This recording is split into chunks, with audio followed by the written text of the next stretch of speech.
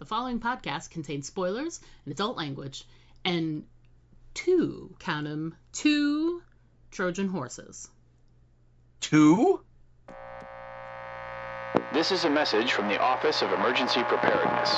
Due to the recent crisis, we ask that you remain in your homes. Do not attempt to communicate or interact with the creatures, even if they are people you know. Lock your doors.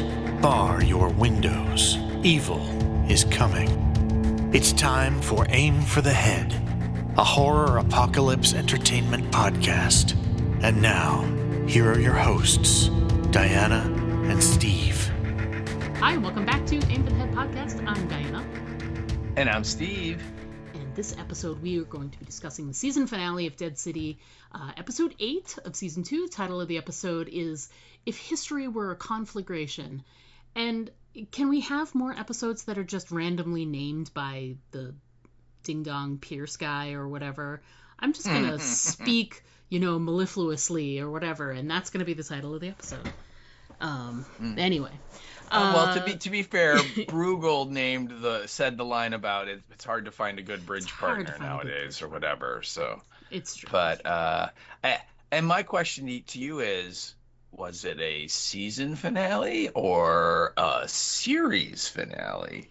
Who knows? We'll discuss that. We'll discuss how we feel about that. Before we get into details on the episode itself, let's just do a quick rapid fire what we thought of the episode. Steve went first last week for episode 7, so it's my turn to go first. Sorry, folks. I would say for me... So here comes negative Nelly. So take it away. And right before we started recording, Steve and I were talking a little bit more detail about how we felt about the episode, because of course we texted. But I think I'm not entirely certain if it's that I didn't like the episode or that I was disappointed because I felt like last week was a good episode and it had a lot of promise leading into the finale. And it just didn't deliver on those promises, and then also did a couple other dumb things, and I'm like, ugh. So I think I'm more disappointed than I didn't like the episode, and I also we have been very clear about giving the caveat too, that we've covered full seasons of Fear the Walking Dead that were just awful from beginning to end, like no redeeming qualities. There are redeeming qualities in these episodes. There are little flashes of brilliance. There are performances that are doing well. There are characters that we enjoyed meeting this season and getting to know. Were all the situations that were written out, were they written great? Yeah, not great. But at least they were doing realistic things in a realistic place with realistic, characters and settings and things like that. This, as I said to Steve before we started, it wasn't like nuclear fallout in Central Texas or anything like that. This was, a war over a thing with 2 to 3 factions in the post-apocalypse fighting over resources. I mean, these are realistic situations. They just didn't pan out in a way that I felt worked really well. That's all. Not that they were terrible in any way. Just disappointing. Not sort of like the storylines I was expecting, etc. How about you? You've been kind of quiet about the episode and didn't really tell me what you thought of it fully, but how do you feel about the season/series finale? Because we don't know yet. It's because we do not know. We do not. I was disappointed in it. I think there was some fun stuff to it. Michael Satrazemis is the director again, and he did the best that he could with the material, and had some fun bits. I think the end it's funny because I almost get when I watch the ending, I almost get the sense that this was a result of reshoots. And that they shot the episode one way, and my thinking right now is I have no evidence to back this up. This is just a gut feeling, and how it looks is that they shot the episode, and it was a series finale, and like they did not expect to come back. And then at some point after they were done with principal photography, AMC made rumblings that maybe they are going to come back or something, and or requested that they make changes just in case they bring them back or something. So they went back and they reshot stuff. Wow, what was that? Obviously, motorcycle gangs are riding by my house. Oh my God! I guess is the 747 landing outside your house right now? No, I'm safe. Anyway, good. It just the end sequence with the three of them in like the school. I mean, there's all kinds of kids' toys and stuff there, and this is after she stabbed him and all that stuff, and then we get the weird voiceover ending with the three of them kind of reciting the lines. That all seemed like that was tacked on almost to me, and so again, maybe this is how they wrote it. I don't know, but it very much had a sense of we don't want to do anything too drastic, because if they bring us back, we want to have everybody here, and makes me wonder, maybe they killed Negan originally, or the original idea was that Maggie was finally going to do it and kill him, and then he was dead, and then they went, oh, there could be a season 3. This is not going to work, and so, because you can't do the Maggie and Negan show if Negan is a ghost, right? So right. So anyway, it almost had that sense, like when I was watching that scene, because like that last sequence, it's just the three of them. They don't interact with anyone else on the show at all. So they could have brought those three actors back, a week or two or a month or whatever after principal photography had wrapped up and everyone else had gone home, and just shot that sequence again or over or whatever. But again, there was some fun stuff in it. There was some interesting stuff I enjoyed. There was definitely some head scratching moment stuff, and the ending, it got very, very, sort of, what are we doing here kind of stuff. So, but I mean, overall, I enjoyed the series. I thought I wish they would have. I think they could have done so much more with this setup, and they didn't, and that was unfortunate, because I thought when they took some chances and did some things, like the people in the park, and the cafe people, or whatever the boat people, whatever they called them, they did some fun stuff that I thought was different and interesting, and it wasn't enough. So overall, I was disappointed in this episode, and I liked the series for the most part, but it wasn't great. It wasn't better than the first season, and it certainly isn't one of like the all-time great Walking Dead series. But having said that, it is still light years better than any of the last 4 seasons of Fear. So Agreed. So there you go. Yeah. So before we get into our individual points and talking points, let's first discuss the episode description, and then we'll get into the writer and director of the episode. But let's get started first with that episode description. And Steve, that's your job, so take it away. All right. Well, this week's episode is being brought to you by... Is your breath so bad that the other people in your survivor group refer to it as the breath of the living dead? Can you kill walkers just by breathing on them? Then you should try Methadent, the ultimate breath-refreshing gum. Developed by Knucklehead Industries, Methadent is strong enough to tackle even the worst cases of bad breath. Methadent's main active ingredient is methane. Yes, methane. Not only can methane power an entire city, or be used in explosive artillery shells, now it can solve your stanky breath too. Methadent comes in several flavors: fiery cinnamon, orange lung glow, and new crispy lips. So try a stick of Methadent today. After only a few chews, you'll be saying...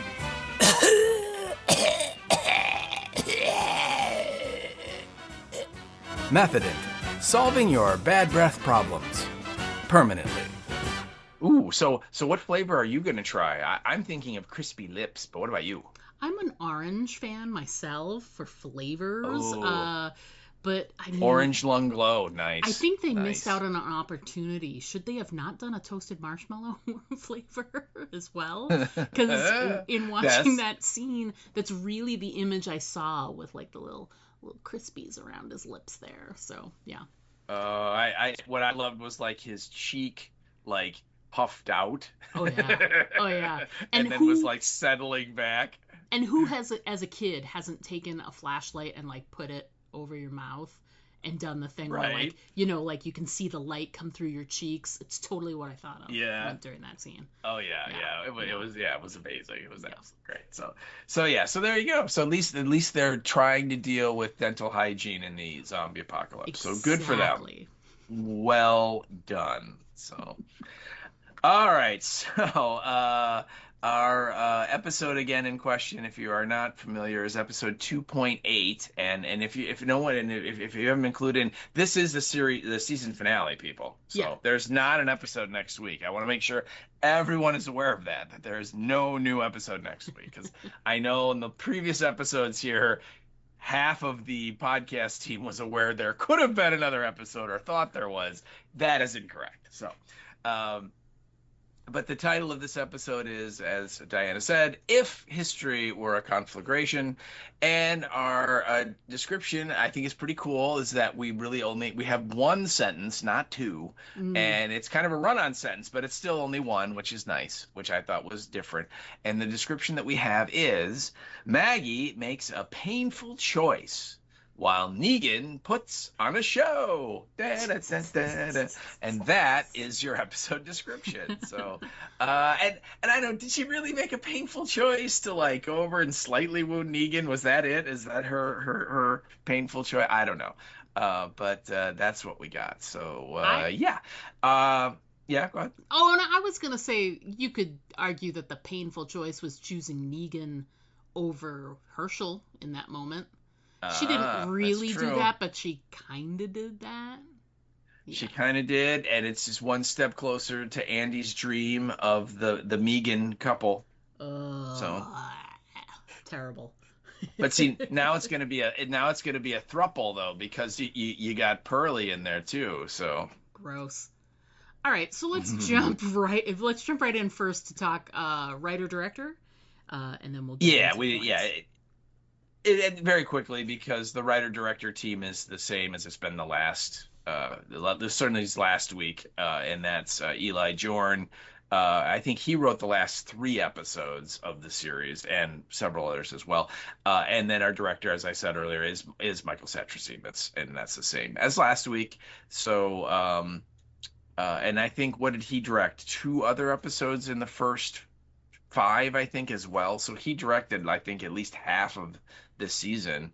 So they clearly brought in one of the big guns for directors for this season, and like I said, I thought he did the best that he could with the material that he had, and I think that Eli Jorn, for this episode, um, either he changed stuff after the fact, or they just went and made sure they ended the series or this episode, where if it doesn't come back, it has kind of an ending that you're like, okay, there isn't like a cliffhanger. There isn't, Mm, is Donna, the bank's going to explode. What about Donna? She's tied up down there, yeah. if you remember your Twin Peaks. Um, uh, or if they decide to bring it back, there's enough threads of a more story that they could pull on, that they could keep going. You know what I mean? It's sort of like Right. he kind of wrote it trying to hedge in either direction, and the end result is, I think, what we've been saying, is that it's just kind of disappointing, because it kind of just fizzled out at the end, and didn't do anything Mm, definitive. It's just sort of like, it could be over, maybe yeah. not. So yeah, but yeah, anyway, that is your writer and your director. So Eli Jordan, the showrunner, and Michael Satrisi. So take it away. All right. So my first thing I want to talk about, and it's sort of a mashup of a couple of scenes, but this whole episode opens really with Maggie tied up. And, we get Maggie. Yes, it does. Oh, calm down. He's such a pig. And, there's a couple of different scenes where she continues to be tied up by the Dama. She's got a couple of scenes with the Dama, and then later there's a scene with Herschel. But the thing that I really want to talk about, and it sort of bleeds into a couple of those other scenes, it's just my overall feeling about the whole Maggie being tied up. So she agrees to do something for Herschel after he was okay with the Dama tying up his own mother. After striking her on the head, she is bleeding openly. It just, to me, it really showed that Herschel has no real loyalty to his mom. And I think, there's been sort of hints of it here and there where it's like, happy to see her. Oh, Mom, I'm so glad you're here. Like, there's been a couple of those moments when they've been reunited, like, 17 times in this season. But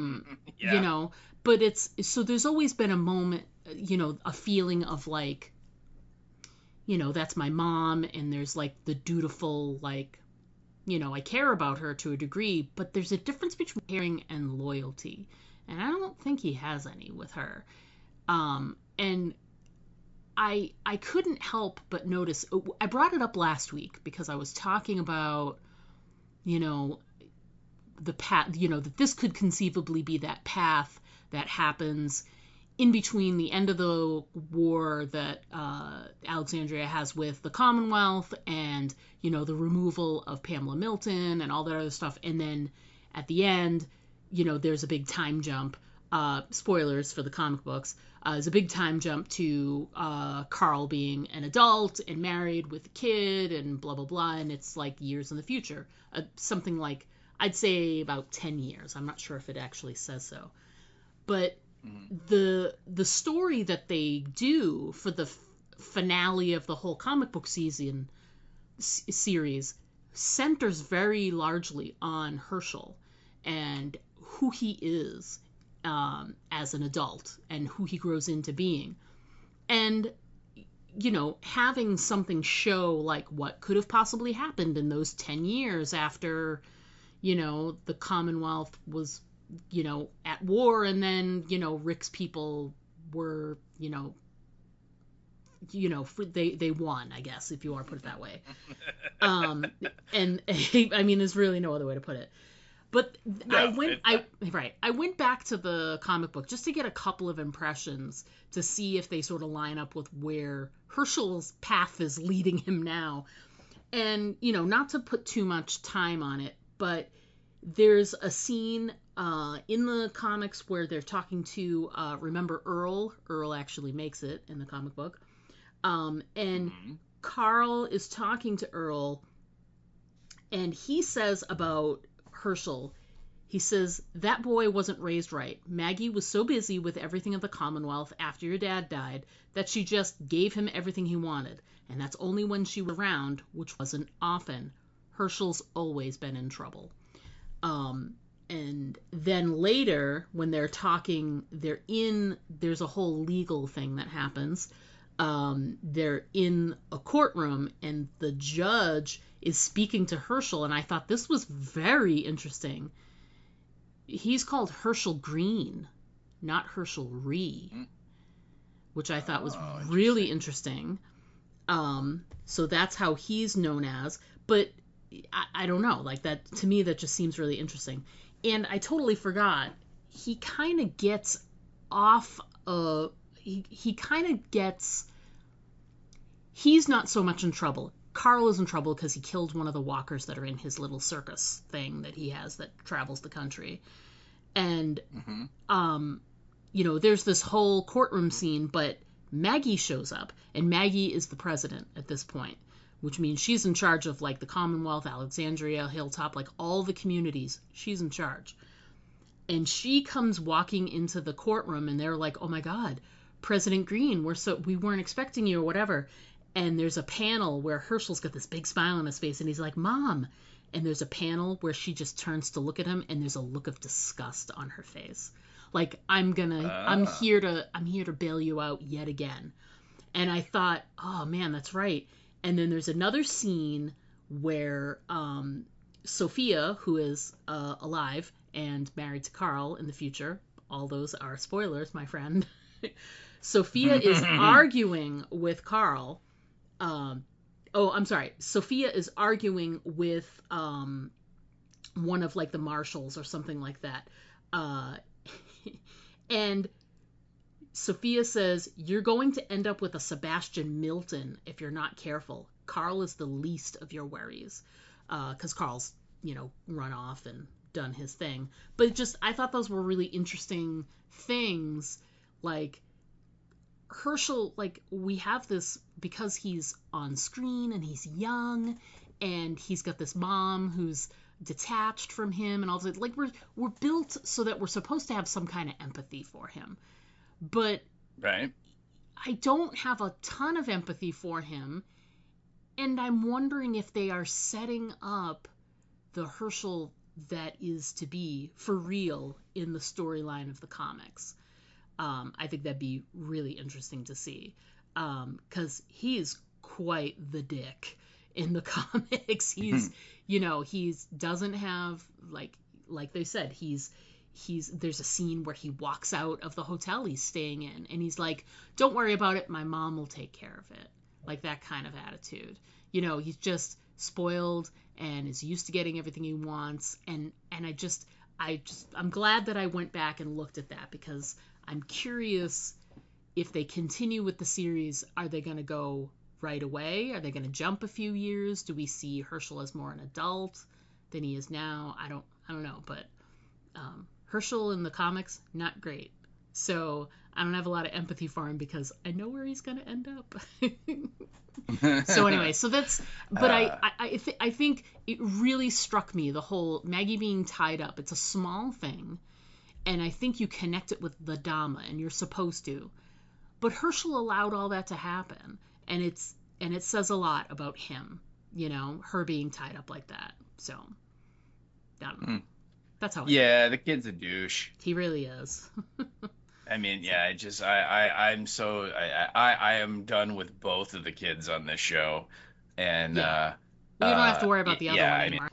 No, and I was quite happy. I mean, other than the fact that Ghoul Ginny was even more annoying than human Ginny, but other than that, yeah, I'm just like, well, good. At least one of these kids we're done with, Yeah.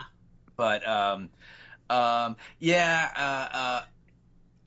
it's like, I think we were going back and forth a lot about was he brainwashed, and is he the Dama has this weird control over him, and so he really does like his mom, and it's just he's being forced to act this way because the Dama's influence, and we were debating that, is that a thing, and I my conclusion when I came to the end of this episode is, no, she's not controlling him. He's just being a dick. I mean, that's just what it is. I mean, there's so much of God, Mom, you just don't understand. Yeah. Petulant and then on bullshit. top of, yeah, and I don't know. It just, I'm just sick of that character. I don't blame the actor. I mean, he's just saying the words he's got on the page, but I just think it was a poor choice.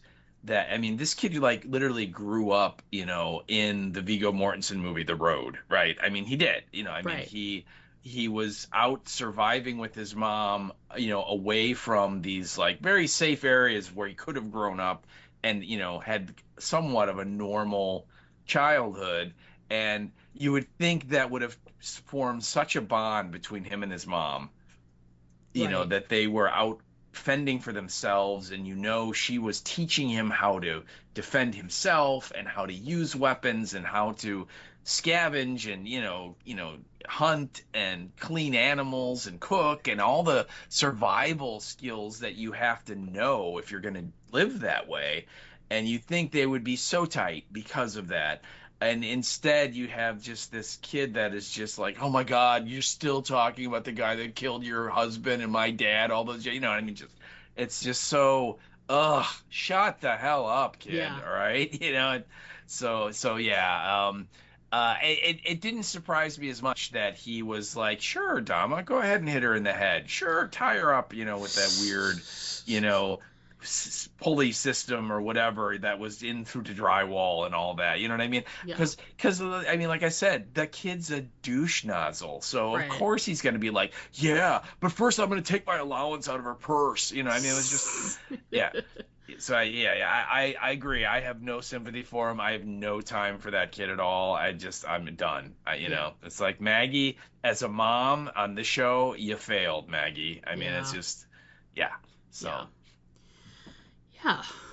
yeah. So Maggie's tied up. That's our opening scene. yeah.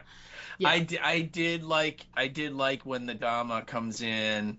And I mean, the whole thing with the keys was dumb, but I get it. She's gonna try and escape, but I did like it when Maggie's like, I thought you were dead. And there was like a body and everything, which is like we were saying too, right? Remember, my whole theory was it was a twin, that there were gonna be two of her, and but we did get an answer. We did finally get an answer to that question as to how did she escape or what happened, and she kind of says, oh yeah, after she goes, there was a body, burned up to a crisp, and she goes, oh, so you've been to my humble pied a terre, which I'm pretty sure is a made up word, but still, it's cool. And then she goes, yes, that was French. Sure, okay, but I mean, it's like humble pie is like the first part of it. So, no, but it's humble pied a terre. And pied a terre is like sure. French for, my place I live. Okay. Yeah. Well, anyway. So there you go. But then she goes on to say, yes, that was one of the already dead, which is an interesting phrase to refer to them. And then she goes, I let her burn until she got nice and crispy. Yeah. So we're, somehow she was able to, push. I'm a little skeptical of this in that it's like, okay, so she was able to save herself and then go find this dead Walker woman and bring the ghoul back and position her under the coat rack and then light it on fire. And she's doing all of this, and the Croat doesn't see her at all. I mean, he was like so distraught over what he did. Did he like go running away? And you know what I mean? It's just it's a lot of hoops to jump through that she was able to be able to pull that off at all is a lot to do. And she did it, and nobody saw her. I'm like, very TV thing to do, for sure. Very soap opera thing to do, where you're like, oh, come on. I mean, somebody would have seen you do all that stuff. But anyway, that's what happened. At least we got an answer. So I appreciated them for at least answering the question. Yeah, I guess. So at least, the Dama scenes with Maggie, they were but at least we sort of pivot from there to the scenes that are probably out of the whole episode the most interesting, which are, I mean, dude, anytime that Bruegel's there, it's interesting. Oh, yeah. So their whole plan is they've got a little meet and greet with Negan, and they're gonna, talk about the methane because it's the number one topic or whatever. And so their whole plan is to, get in there and, he's joking around with Pearlie in a previous scene, and he's like, we've arranged a play date and the moms are going to figure things out. And I love how he put that. Mm-hmm.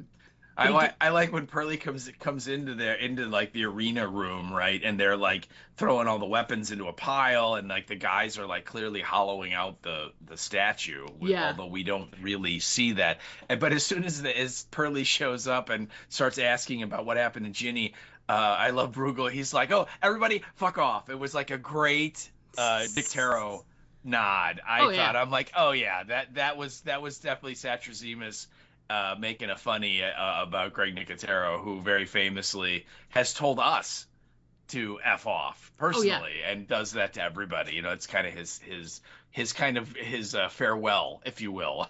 When you're done talking to him and he's done talking to you, he tells you to fork off. And so that was I chuckled when Bruegel did that. I thought that was really fun. Yeah, he's really like I know we've talked about him a bunch, but I'd say he was the bright spot of the whole season. You know, any scene he was in was just like crackling with electricity. It had like an element of you had no idea what to expect, because he was so off the cuff, and so he really was. They did a really good job building this character because they made him unpredictable, but in like all the best ways. Like you just really had no idea what he was going to do next. I mean, he's clearly duplicitous, and he's gonna stab you in the back, and he's gonna do whatever he can so that he gets up on top. I love how he's like, they better give me keys to the city after this and make me mayor and whatever. Sounds a lot like someone recently was talking about how he should be getting the Nobel Peace Prize, but I mean, neither here nor there. But still, I like how he's unpredictable and wacky, but in like a great way, and not like, he's not just like wacky and says crazy things, and you know what I mean, like not rooted in any kind of reality or any kind of interesting reality. He's an interesting character. He's got an interesting, he's ruthless in a lot of ways, and he's honest about wanting power, and he'll do anything to sort of get it. So I can't say enough about him, and it's a shame he won't be around anymore. Oh, yeah, he was definitely one of the most entertaining parts of this whole series. Yeah. So and you're right, every episode that he's in, those were the better episodes out of the season. Yeah, absolutely. With the exception of I think either last week or there was one episode, a couple, in there where he wasn't in it at all, and we both liked the episode, which, I just remember that was a comment I made. Like, I'm like, wow, we both really enjoyed this, and there was zero Bruegel. There was zero Kim Coates, which normally is like a bright spot. Yes. And so it just shows you how, what a great character he made. And yeah, I mean, he has this kind of wacky, delivery, and the things that he says are very kind of comical, but you're right, there's definitely a very serious undertone, and the guy is ruthless and will kill anybody that gets in his way, and he can be very, very dangerous, but it's always in this kind of jokey, I'm Bruegel, come on, I mean, it's a very, very much that sort of, you can't kill, look at me, I'm the guy, yeah. So he did kind of a disarming tactic almost to make you underestimate him or something. And he was always sort of talking circles too, like we were talking about that before, where it was like, I would never do anything like that, except if I would, but I wouldn't. Yeah. Except maybe I would. But I might. Like all of his conversations are like that. I have a great idea. It was his idea though, but really it's my idea. Yeah. But it's his idea. But you know what I mean? Yeah. Yeah. Oh yeah. Yeah. But it was great. It was fun. So the scene where he comes in, and they're in the church. They're supposed to be doing their meetup, and it's very like.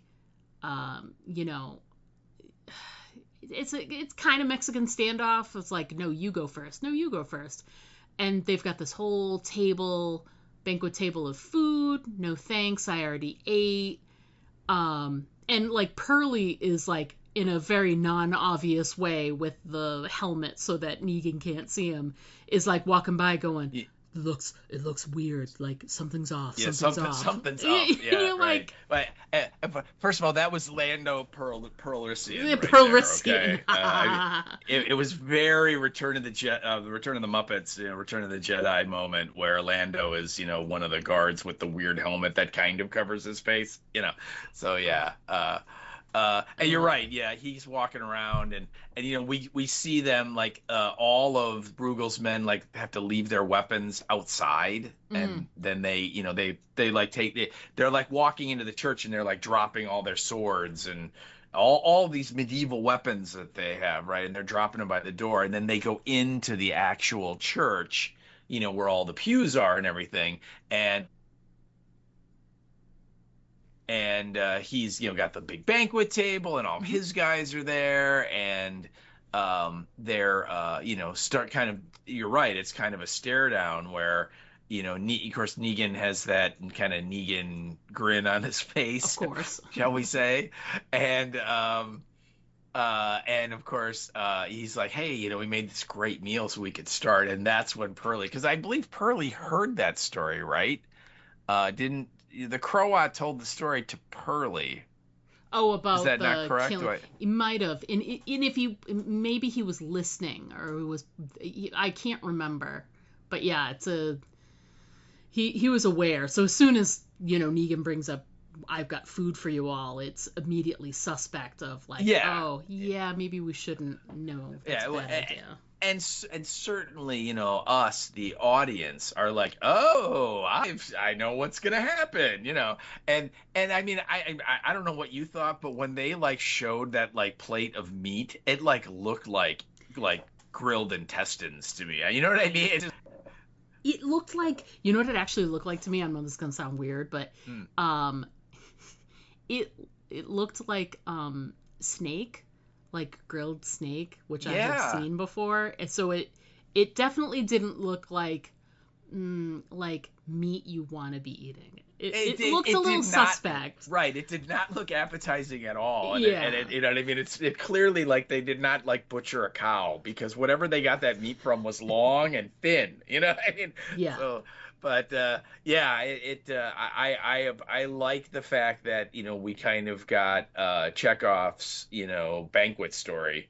Yes. Here, in that we heard, how did Negan deal with this group that kind of had taken them over and had the upper hand? Oh, well, he lured them into a big banquet, and then they all got sick and died because it was all walker meat. Oh, yeah. Okay.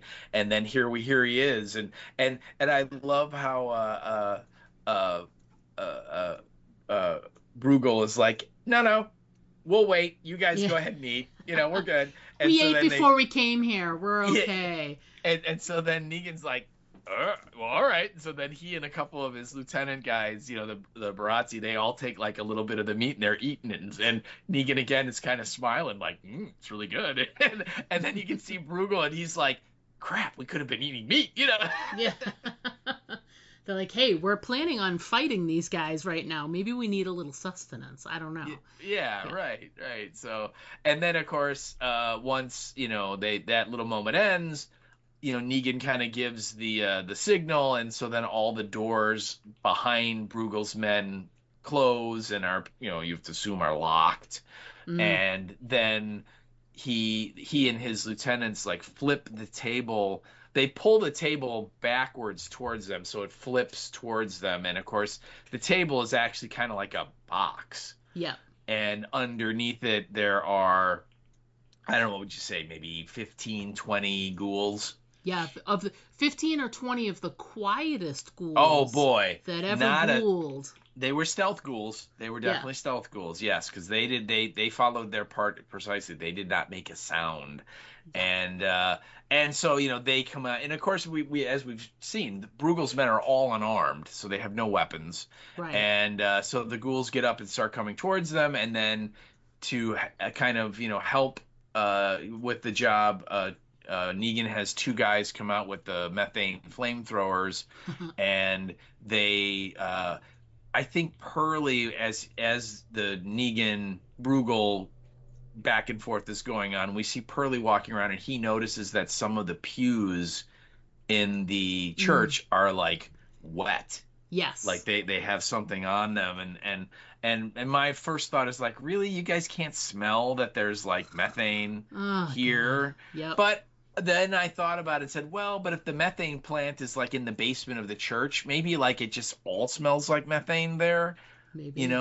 But again, they could have cleared that up with a simple line of dialogue, but yeah. And so anyway, they light that on fire, and that kind of like helps like box in Bruegel's men, so they really can't go anywhere. And so then we kind of get some great gags, because as you pointed out, Bruegel's men just kind of stand around and let themselves get eaten, which I'm sure is going to serve them well when the New Babylon people show up, if their plan is just to stand still. Yes. But also remember the New Babylon people. Their plan when they were going through the grass when they heard strange noises was just to stand still and let them get overrun. So maybe it would have been a fair fight. I don't know. But what did you think about the whole battle in the church, if that's what we're gonna call it? I liked elements of it. Like I liked the double Trojan horse of the table flip with the zombies. Although I've seen that before, Game of Thrones. And is there dice? Yeah, there were dice. They tossed the dice and they were like, flip this open, and then whatever. Was very reminiscent of that, but I did like that, and I liked the statue with all of the weapons inside of it. Yeah. Because Negan really thought like that he had like, ooh, gotcha, because they didn't have their weapons, but then they had like a secret stock of weapons. Yep. But there were some stuff, like we were just talking about, like they were kind of standing around. They did the whole, like, I'm going to push you away, or they didn't try to, like, move around very much. They did a lot of standing still, which is very, it's not going to help you live by standing still. No. And so there's that. And then it was like they had already been getting attacked by the ghouls. And after a few minutes, then Brugel's like, the statue. It's like, dude, everybody who's in there knows that it's in there. It should have been like the first thing they did. Right. You know Yeah. I mean? Yeah. And I love how, like, at first, like, it took a whole bunch of them to bring it in, the statue, but Pearly just, like, pushed it over by himself. Oh, he does. You know it. Yeah. Yeah. He's so strong. Well, and then Pearly had to do it by himself because literally the only two people on Brugel's side that moved once the ghouls came out from under the table were Brugel and Pearly. Everyone else was, like, glued to the floor. Yeah. And was sort of like, oh, my God. There are ghouls in here. Oh my God, the place is on fire. Oh my God, I'm getting eaten. I mean, it was, very hard to believe. And here's just a bigger question, okay? If that is like all of Brugel's men, how were they thinking that they were going to be able to defeat the New Babylon invasion force? Because that was like, with that and the Negan's guys, that was like 50 guys. Yeah, at most. It's you weird. know what I mean? Yeah, it's like, well, wait, I thought Brugel had like hundreds of men. It was very weird, and it's like, okay, so and we don't really know, was this all of his guys? Was this just some of his guys? It was very like poorly described. That again, you could have a line of dialogue where like Brugel's like, hey, I got the rest of my guys are in the park waiting, and they're doing a little cleanup because we're environmentally conscious and a good defense force. That made it fun. But they don't. They did. I mean, it's just sort of like, oh, okay, so here's Brugel and his like 12 guys that are going to contribute to the defense force against this army of hundreds. Oh, okay. I don't know why. It just begs the question: if that's all there were, why was the Dama like, oh my God, if we do not get him on our side, we are toast? I don't know. I thought that was a little weird. Yeah, it does have the sense, like, in other scenes, in other, even in the scenes where when Bruegel and his guys went to by the cafe people, the foragers or whatever they were called, and when they showed up there and killed all of them, it seemed like that was a larger group than what was at the church. You know what I mean? Yeah. And then they went back to their location, and it's like they were just a small party. So there were more people back at their like home base, and like, so you have to think like there's got to be guys like still back at their location at the Met, right? Yeah. Yeah. Again, it's very weird. It's very weird how they. The size of these groups, and the same thing with the Brugazzi. How many of those guys are there, right? I mean, because as we see a little bit later on, they have one person that's up on the the roof of the one building, overlooking the bay. Right. There's nobody else that's on lookout duty. It's just that woman, that's there by herself, right? It's like, oh, okay. You know, I was under the impression that there were more of them. Yes, that this was a bigger group than just like the 10 guys that are with Negan. Yeah, exactly. And then I also thought that, Negan's plan, it was like a great, I think my line was, it was half baked. Because it's like he had a good beginning of a plan, but then he didn't like finish it out, right? It's like you plan, you do the whole thing with the walkers under the table. You've got the 2 flamethrower guys to light the thing on fire, but it's like, then you know what? Then you have like more guys ready to step in and finish off anyone that takes care of the ghouls.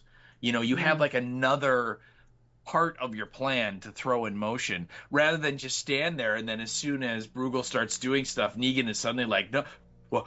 What? No, what's going on? Oh, I mean, it's sort of like, dude, do something. You should have had this already planned.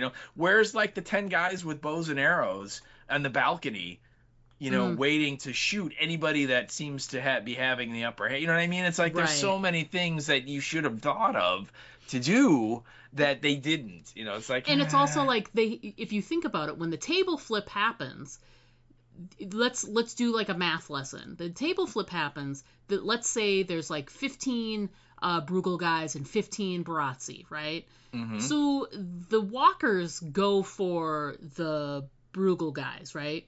Yeah. But the Barazzi guys are right there. So why aren't they engaged in, like, because they've got weapons? They do. Why aren't they like stabbing this one and I know that they did step out with the they've got the flamethrowers, right? But there was the original guys that didn't have the flamethrowers that were there, that you got to figure they've got to have knives and sticks and whatever. And I feel like it didn't seem like a battle. It was more like a battle between Bruegel's guys and the walkers. Yeah. But like the Barazzi just sort of disappeared. Yes. Yeah. That's kind of my point, that like he has this idea of, we're gonna let the walkers kind of go in and wade into the Bruegel's guys, but then that's it. They did nothing else, and it's like, no. You got to have more stuff ready to go, because what if your first plan doesn't work like now? Right. Yeah. So yeah, there were some cool moments in there. There was some fun kills, where you see like a guy, get like tackled by 3 ghouls and they take big chunks out of his neck and all. So I like that. I also liked. For me, I heard it anyway, in that when they flip the table over and the ghouls start to stand up, the music that they played, it was totally inspired by the Day of the Dead Romero soundtrack. Oh, really? And if you I'm trying to think of the scene where it happens when in Day of the Dead, when the near the end, when the soldiers are trapped underneath in the bunker because the one guy who had his arm cut off took the elevator up, and then he opens the gate, right, and he lets all the ghouls in, and then he gets on the elevator, and then he lets them all climb on top and start eating him, and then he pushes the elevator button with like his dying breath. I don't know if you remember that scene. I do remember that. Yeah. So the elevator comes down, and of course these soldiers who are left, they see that they're, the elevator's got like 50 zombies on it, and they're like, oh shoot, and now the mayhem begins. When the elevator is coming down and you see all these ghouls, and they kind of realize that things are not turning out as well as we hoped. That music that's playing, it was what they were inspired by for that scene when the table flips and the ghouls start standing up. That's what I heard. So I love that. I'm like, that's super cool. I love it. And then I also loved when before even the battle started and before they get into the discussion about who's going to eat the food, Bruegel wheels in the statue, right, that has all of his hidden weapons in there, and Negan's kind of looking at it, and Bruegel goes, I figured you could use a new piece, to help pull the room together. He goes, seeing as how that old one's been here for 150 years, then he goes, call it a housewarming gift. Again, it's just classic Bruegel. Yeah. It's super fun. Super fun. Oh yeah, absolutely. So things kind of fall apart, and Negan sort of runs off, and they sort of they leave that scene, and we go back to Maggie and Dama. Maggie and the Dama with this like the most like depressing like God, the scene where like the Dama basically lays out like what I want you to do for me. I brought you here to help me out do this, and you included the whole quote, and I don't know how I feel about this. Like, do you think that was, I mean, she does describe it. I don't think it was her end game, but I think, she sort of pivoted, you know what I mean? Like, she had this whole plan in her head that she was going to start this whole new world, and like Negan was going to run it, which is so weird because she had him in a cell. So like, how did you think he was going to run it? I don't know. Like, I don't know that I believe her story. And then she places it at Maggie's feet and asks if basically asks if she'll get rid of Negan for her, Yeah. It's an interesting development, where we finally kind of get a little sense of like what the Dama's plan was. And she kind of starts out by telling Maggie that, look, I had this vision to like rebuild the city, and we're going to use the methane, and we're going to relight it, and it's going to bring back the old world, all that stuff we've heard her say before. And like literally, like the way she envisioned it was the Croat was going to be like the engineer guy that was going to do all the technical stuff to make that a reality.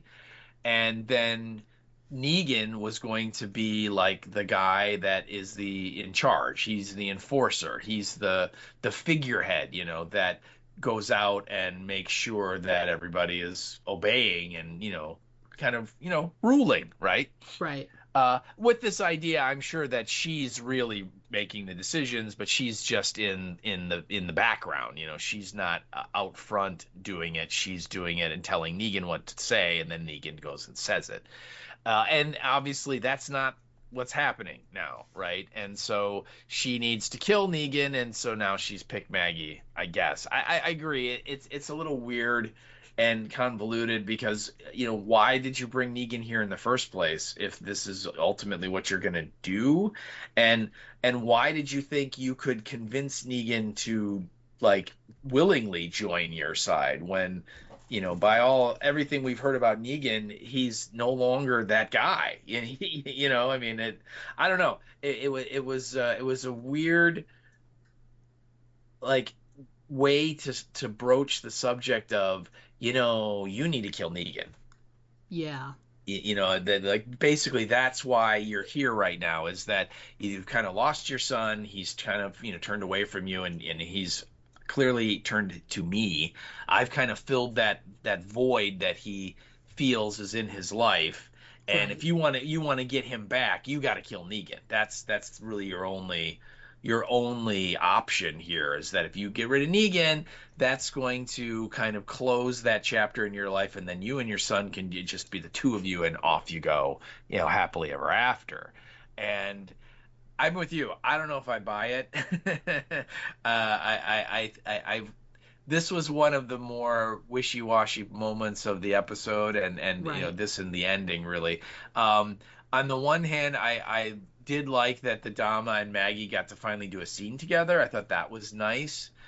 And I know in the featurette, the actor who plays the Dama said she was so happy because this is the scene with Maggie is the first scene in the whole show that she shot with another woman. Yeah. which I thought was kind of, and I thought about it. I'm like, yeah, that kind of tracks. That there are a few Barazzi women, like maybe in the crowd, but not anyone that she like interacted with, Yeah, no, directly. not at all. So yeah, I thought that was kind of neat. I liked that the two kind of had a showdown. I just wasn't overly thrilled with what she was saying. I didn't. It was kind of like, okay.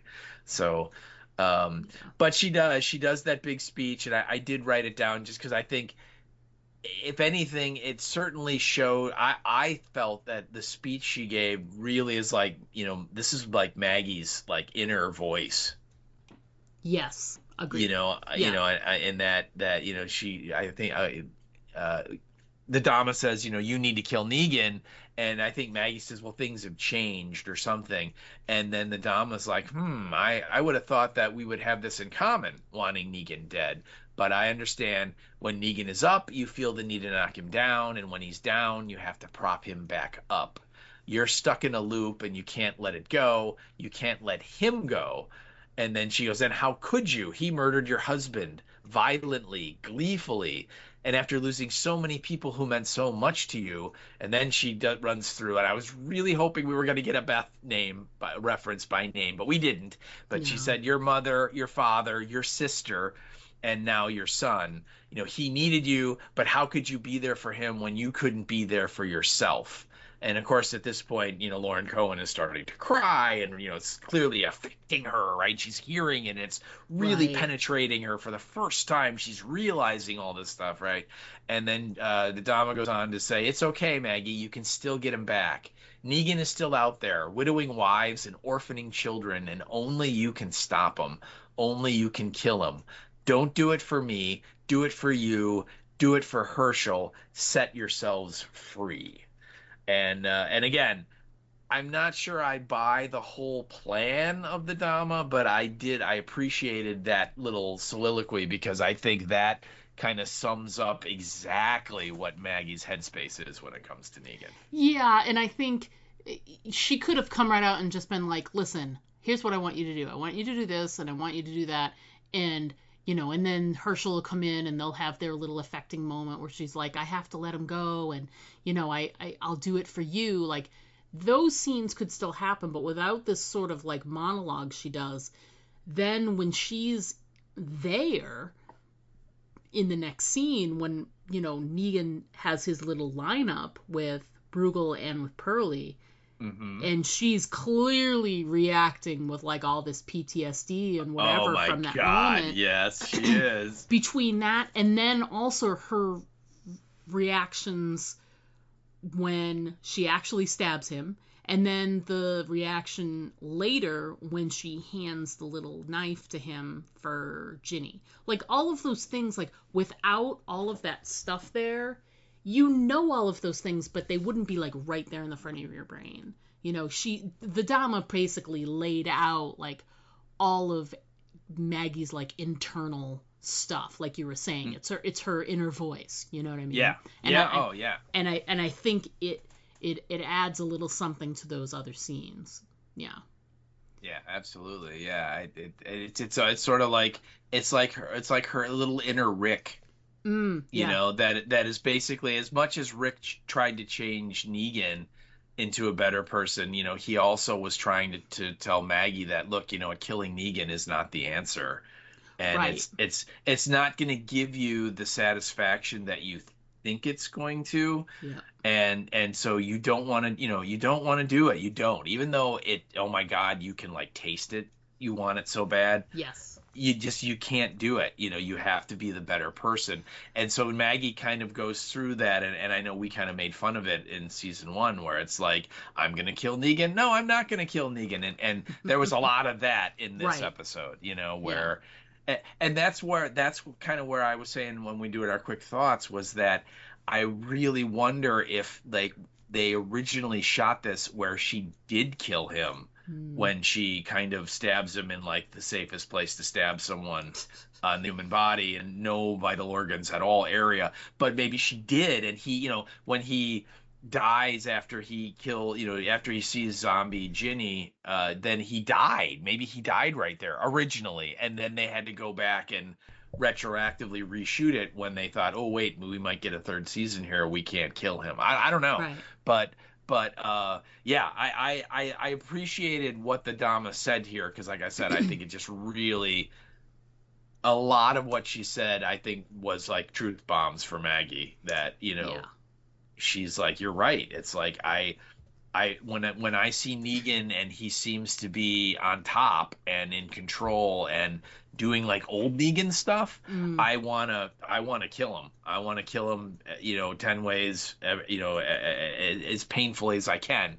Yeah. But then when I see Negan and he's down and he's wounded and he's hurt and he's being blackmailed to do stuff, then I want to help him. Right. And so yeah, it's very back and forth, but I did appreciate that. Yeah. So she's got the scene with the Dama, and then there's a quick forgettable scene with Herschel that sort of cements everything, and Right. she apparently decides, I'll do this for you. I'll take your emotional blackmail and use it and go take care of this. And we go back to the below the church, like the sort of catacombs area, down by where we know Ginny is, and we see Bruegel's walking around, and there's this really funny moment because he and Pearlie have this moment, which we didn't include in our notes, but they had this moment way at the beginning of the episode where strangely Pearlie becomes very concerned with Ginny all of a sudden. Where's the girl? Yeah. Where's the girl? Where's the girl? And then there's this odd scene where he confronts Bruegel as like, what did you do to her? And he's just like, basically he admits, Ginny said she wanted to kill Negan, so he figured he could help exploit that. And He gave her a ride. He gave her a ride to get her over there. Which makes sense, because it didn't even dawn on me. Like, she was so weakened, but she made it all the way to the front of that building from where they were and didn't, like... Yeah, and she was able... That she was able to make it. Like, that didn't even clock with me. I didn't even... But hearing him say that, I'm like, yeah, she probably did need a ride. That makes sense now. Well, and Bruegel even says something like, she was injured or sick or something, but, she was going to kill Negan. So I thought, good, give it a shot, kid, so. Yeah, exactly.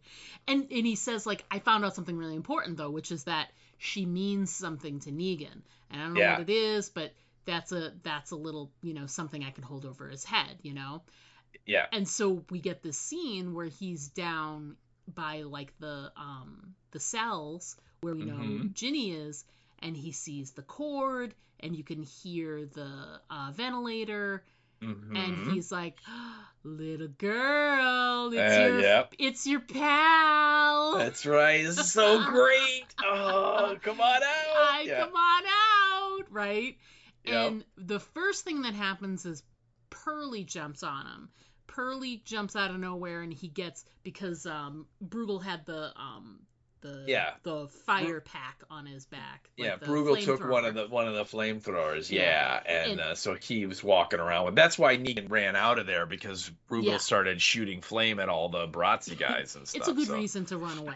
Absolutely. I think so. I agree. I thought good choice.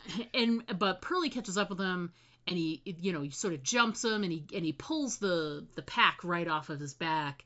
Yep. And just as they're, what are you doing, man? Like, in that moment, then Negan and his guys kind of show up.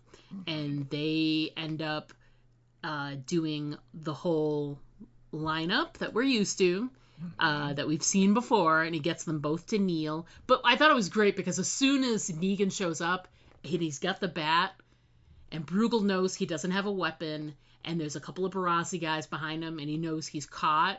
He literally, as soon as he realizes it, he puts his finger out and he points. And he's like, points to Pearlie. It was him, this guy. He got me to do it. The rest of his people are hiding in the park.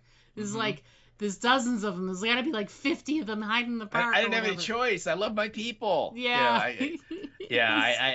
I all I could think of was in Jaws when the one kid's like, he made me do it. He took my underwear. Yeah, he made me do it. He made me do it. And it's exactly what Bruegel does, and it's great. He's it's great. Yeah. So we get the whole lineup, and we get the get exactly what we want to hear. Now Maggie's right around the corner listening, and then he gets them both to kneel, and he takes a moment and he takes a breath, gets a big grin on his face, and he does the eeny meeny miny mo. Yes, you do. And he's like in the middle of saying that out loud, and Maggie's around the corner, and she's like closing her eyes and like trying to like not hear it, and she can't help it, and it's bringing her back to there, and she's having a hard time, and you know Negan's not having a hard time at all, but it's great because he goes through the whole thing, and he gets to the end, and he gets, you know, catch a tiger by the toe, if he howls at him, go eeny meeny miny mo, and it ends up with him pointing at Pearlie. It does. and Pearlie's like struggling, he's like trying to get out and whatever, but then Negan is like he's like, he looks over at Bruegel and he's like, you know, fuck it. See, you're the one I really want to kill first. Which you included the quote. It's just such a great line.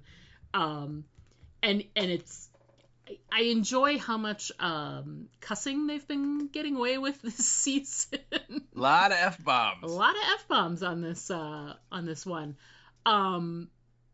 And immediately Bruegel's like, oh, Negan, we could do so much together. We could rule this city. Like, we could work together and get, you know, whatever. And it's like, that's such a crazy thing to do because, like, hello, why does he need you?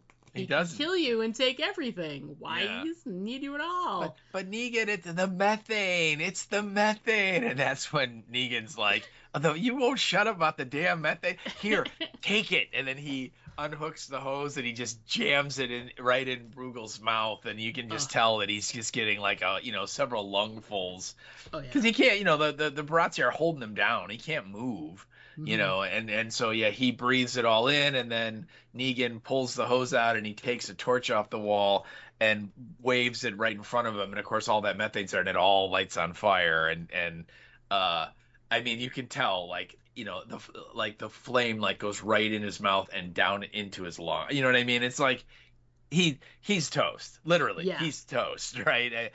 But what a great bubbly head death. I mean, just the effects where his face and his lips got all crunchy, and you can see like the glow coming out of his neck from this inner flame that's burning, and then like his cheek kind of puffed up real quick at the end and then kind of settled. I mean, it was wow.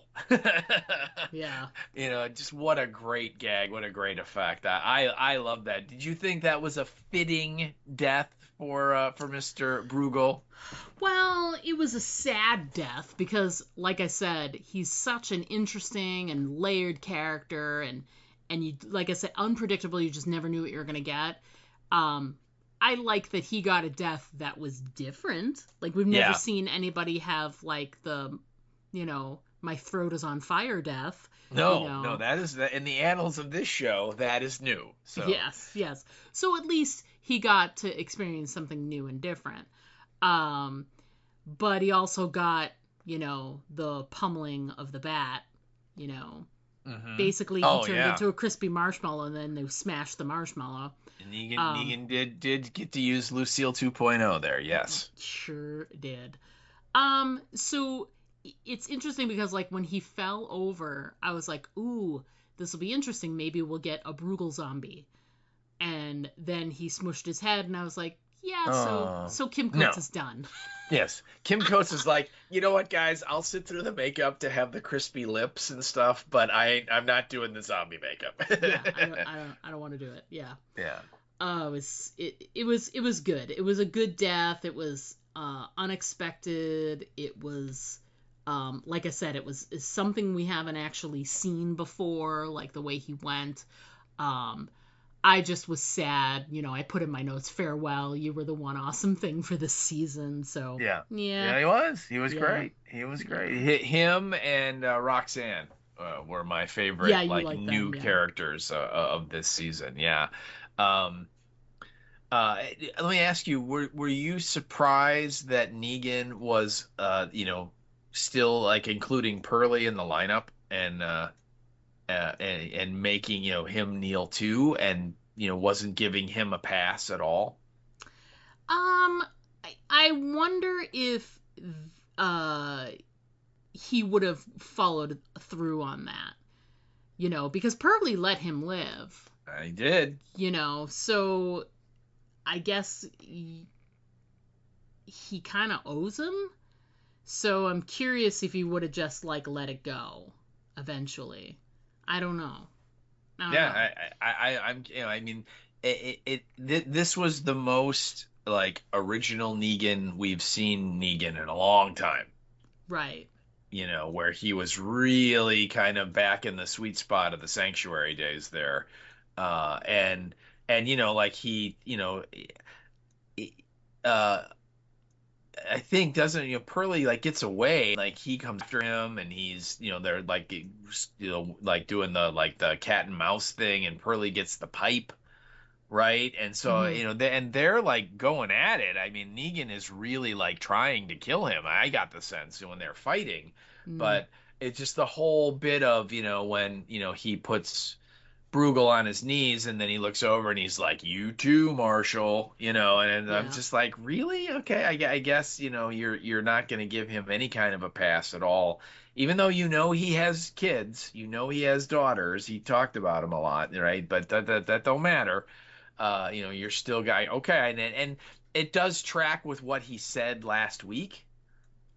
Negan did, Yeah. when he's like, the difference this time is that I'm gonna line them up and I'm gonna kill all of them, and not just the one to kind of make a point. It's now I'm just gonna get rid of all of them. So he's kind of following through on that, but I just thought it was interesting that it was, Pearlie, who he does kind of have a previous relationship with. But yeah, so they start fighting, and Negan kind of gets the upper hand on Pearlie and looks like he's going to finish him off. And that's when Maggie comes up. And I love your note that you left Yeah. for that. well, Negan starts to go after Pearlie, and he tells his Barazzi, "I got this," and he goes Yeah. after Pearlie in like some like boiler room or something like that. Well, I And think it's where the methane's made. probably. And Yeah. so he's following him in there, and he's like, "I got this, guys." So he's basically approaching Pearlie by himself, thinking he can just, kind of close this out. And Maggie comes out of nowhere. And yes, in my notes, in all caps, Maggie literally stabs Negan in the back. It was the most literal thing I've probably ever seen this show do. She stabbed him in the back. She literally stabbed him in the back. Yep. Oh, it's so great. Which you think if she had her choice, she would have preferred to stab him in the front so she could look him in the eye. But she does. I didn't write it down, but and I already kind of said it. But I mean, it's like literally she stabbed him in like the meaty part of the back, like right above your butt, where there are like literally no vital organs. You know what I mean? It's just like if you're ever gonna pick a place to get stabbed, if you had to, that's a real good one because it's just like meat. You know what I mean? Yeah. It's very non-vital area. But anyway, she does. She stabs him, and then literally we get this like prolonged, like almost like Pee Wee Herman from Buffy the Vampire Slayer, where Negan's like, "Oh," Yeah. and then he stops, and then they look at him, and he's like, "Oh," again. You know what I mean? It was it's very, very drawn out. And of course, he staggers away and gets back to the cells area where, the Bruegel remains are. And he's crawling on the floor trying to get back to Ginny. And he's like, "Ginny." And then we finally get the reveal of what happened to Ginny, which I appreciate them for following through on this. Which last week, as much as I like that episode, I'm just like, what is a respirator or ventilator going to do for this girl? Nothing. It's not going to help her. And apparently it didn't help her. And then I'm like, thank God that it wasn't like a miracle cure and she got better. You know what I mean? Because she obviously she got that wound went septic and it got into her bloodstream and she died, right? Yeah. Which is what happens, and so we get Ghoul Ginny kind of slowly walking, and I really appreciated that she did not pull the tube out of her mouth. I thought that was fun. And And, of course that Negan just breaks down and loses it when he sees that she's dead. And again, it's like, Maggie, you're gonna hand this guy a knife? Really? That seems like a good idea to you at this point? The guy, you literally, as you just said, literally just stabbed him in the back. Yeah, I feel like there's a lot of really quick forgiveness that happened Oh in my this God. episode, because you've got, Maggie immediately like, oh, I feel really bad for you in this moment. Here, let me give you this knife so you can put Ginny down. And you've also got Pearlie, who was about to be killed by Negan a couple of different times there. And Pearlie's like, here, let me carry you. It's there's a lot of quick forgiveness happening here. I'm not sure how I feel about it. I mean, and those three together as a group, like, if there is a season 3, I think that's kind of interesting, maybe. But the quickness that the flipping happened, like, and the first part of that was, like you're saying, Maggie handing the knife to him. Huh?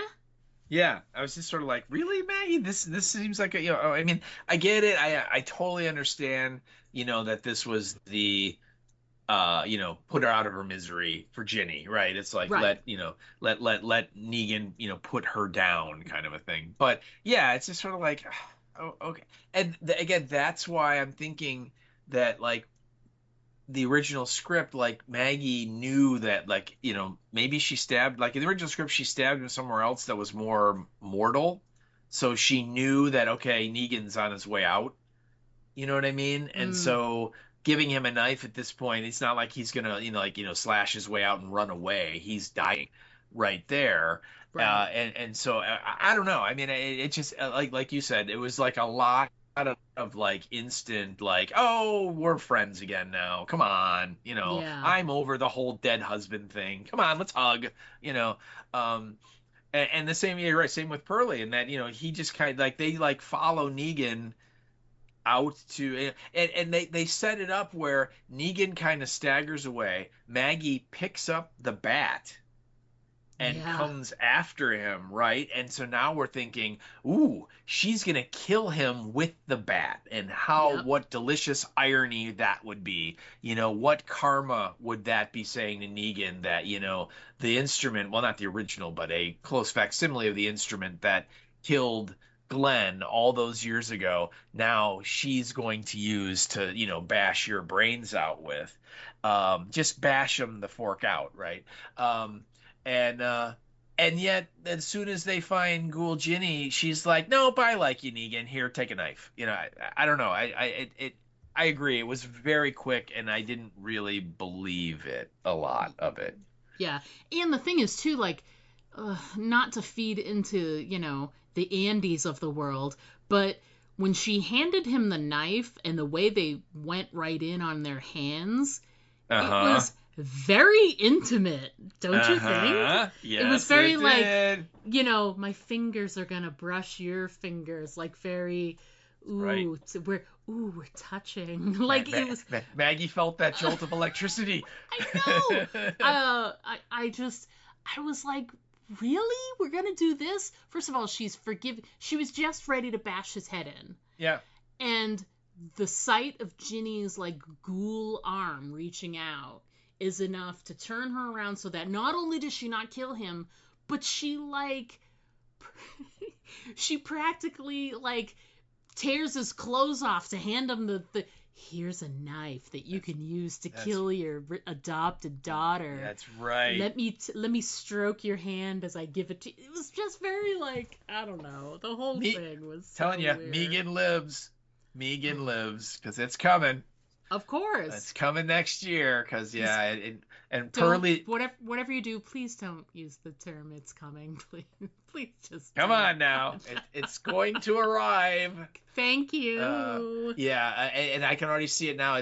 Season 3 is gonna be, it's gonna be a total, like, reboot of the series. It's gonna be a zombie sitcom, and so you have, like, a wacky thing, and it's gonna be Maggie and Negan trying to make it in the new Babylon version of Manhattan, and their butler, Pearlie, is the one that, like, is Hmm. trying to keep order in the household.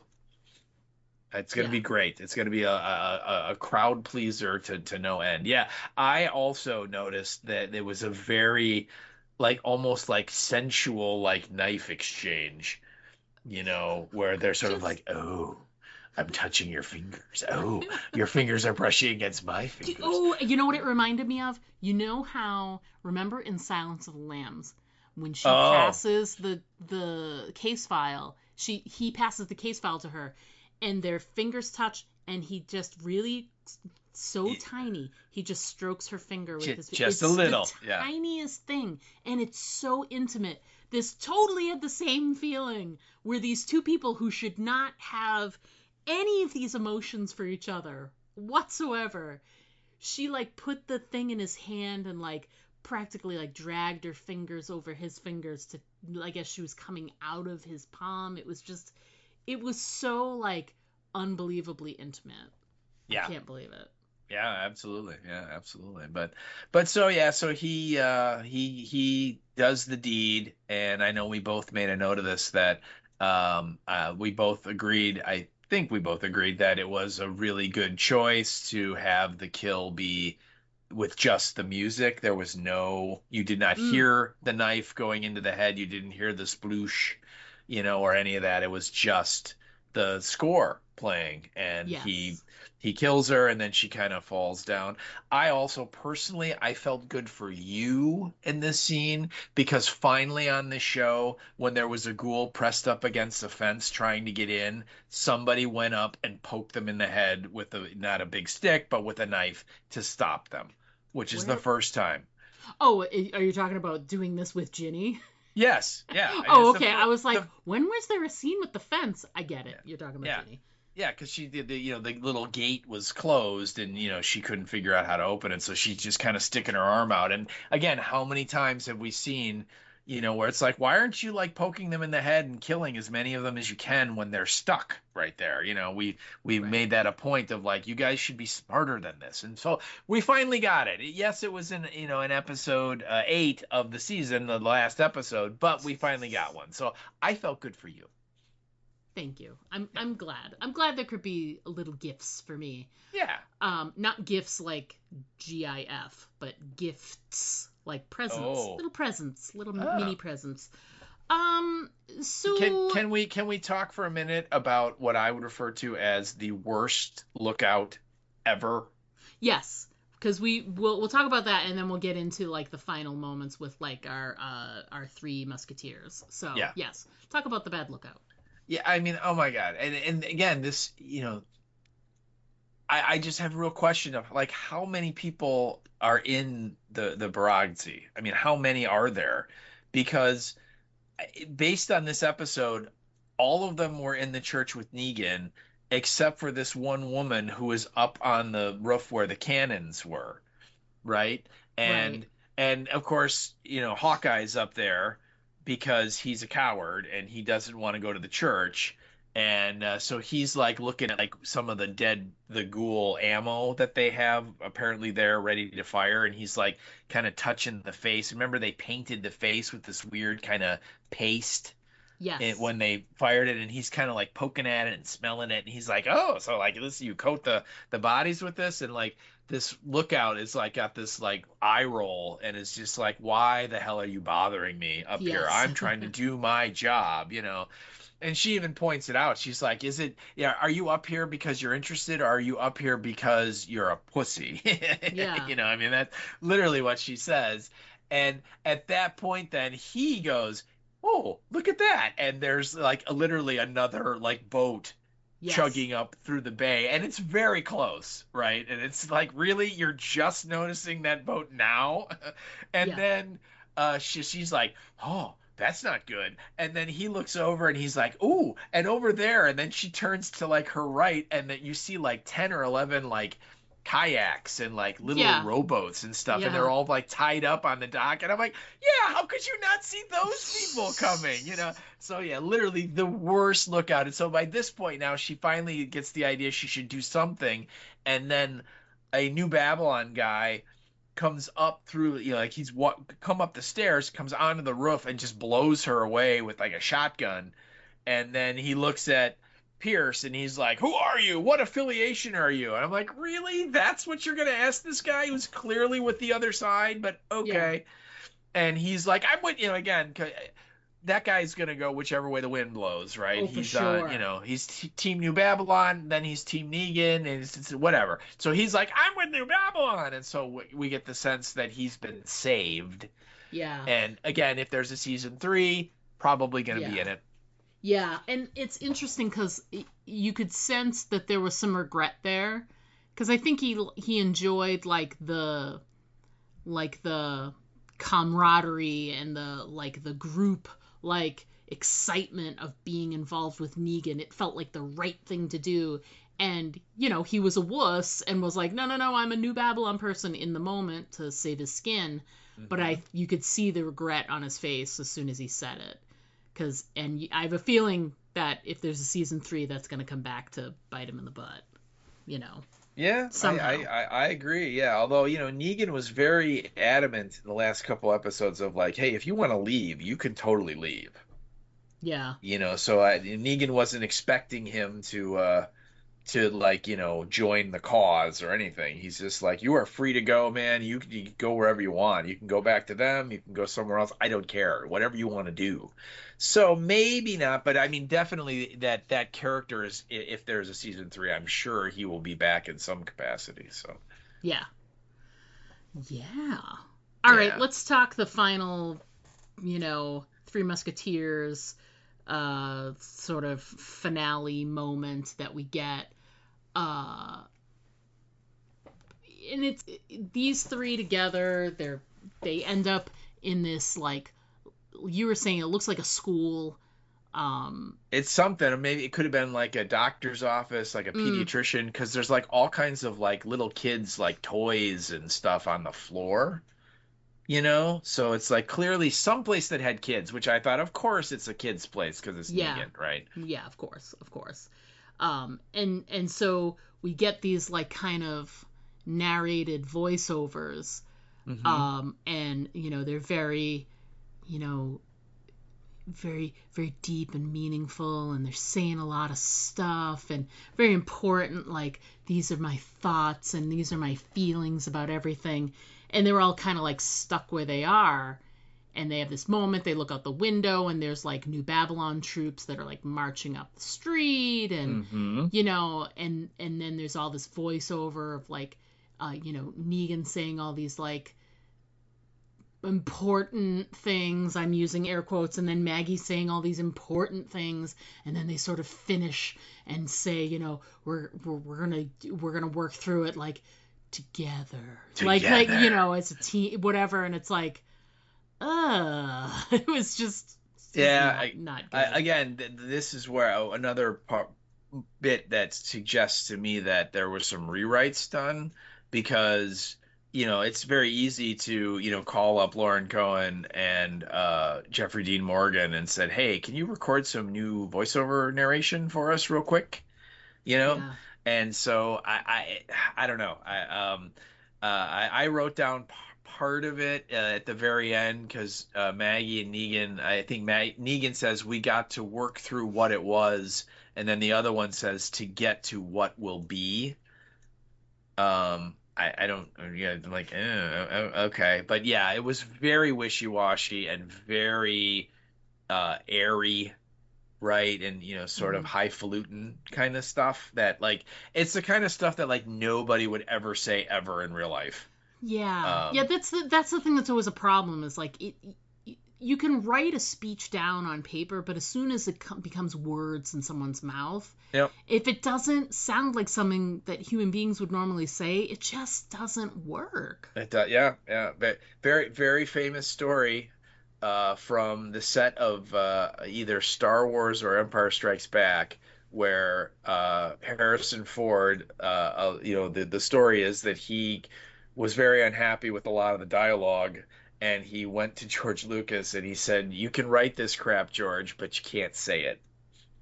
So I've heard that story from multiple sources, so I'd like to believe it really happened, but I don't know. But I mean, it's just very, I'm sure when Eli Jordan wrote it down, he's like, oh yeah, this is great. It's philosophical. It's deep, right? There's lots of meaning there. But it's just like, no one would ever say that ever. It's just, Yeah.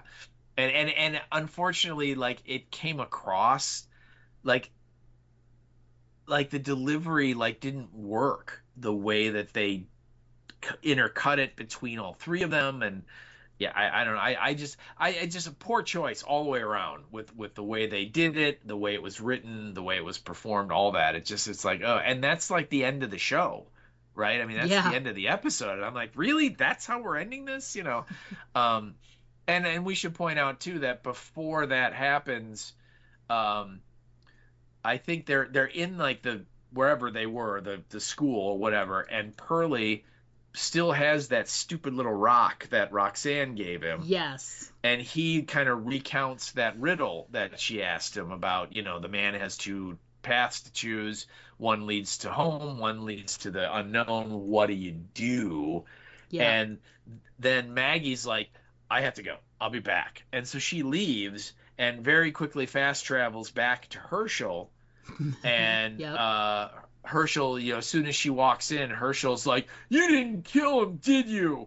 And she's like, "Herschel, I'm really sorry, but there was a dead Ginny there, and I had to save him after I saw a dead Ginny with the tube in her mouth, and so then this is where Maggie gives him the, I'll always be there for you speech, Yep. right? And sort of the, what is it? It's like the, I love you, and so I love you so much, I'm letting you go, And she also says, though, that she's going to stay in the city. So Yeah, that's she the other does. thing that sets up like a possible third season. I'll stay in the city, and basically like, I'll be here if you want to find me, Yes. but I'll let you do your thing, kind of, Yeah. You need your space, you and your very, very, age inappropriate girlfriend, and you need to like figure out what you have, and I will be here. I'm no judgments. And then she very quickly fast travels back to Negan and Pearlie. And Yeah. Pearlie, by the way, has pulled the knife out and like, pulled out like a Band-Aid and has magically healed Negan so that he's like sitting up Yeah. and He's doing and really is good for someone who was stabbed in the back. stabbed in the back with like a 6-inch knife blade. Yeah. Yeah. And so that's then when you get this weird kind of narration thing, because they see the new Babylon troops, and that sort of signifies that, well, okay, now they're here. What does that mean for the future for all of them? Right. Right. Because I mean, clearly Negan's a fugitive and it doesn't look good for him. The fact that Negan's still alive doesn't look good for Pearlie. And Maggie, I don't know what they're going to say about Maggie, because, she kind of deserted from the Expeditionary Force. I don't know. You know what I mean? It's like maybe they have a beef with her, but in any case, it's not good. And that then sparks the whole crazy narration thing. And then it ends, and you're like, kind of like, oh, okay, That's I guess it? that's how it ends, And like I said, it's sort of like they wrote it the way that it appeared to me. It's like they're trying to satisfy both possible endings, where if there's never another episode, they never see these characters again, it kind of ended, Yeah. right? Where it's like, okay, the main story kind of resolved, okay, we get it. Yeah. And if they bring it back, there's enough little bits they've hinted at that, yeah, they could keep going and they could, do another season or whatever, and they could make it work.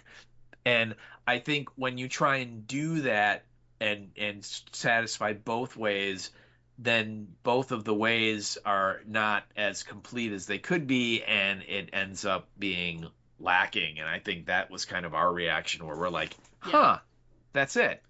Okay. Yeah, they didn't shit or get off the pot. They decided to do both at the same time, and it just didn't work either way. It was just sort of like half one thing and half another. I did have a couple of... I liked this quote. I was looking through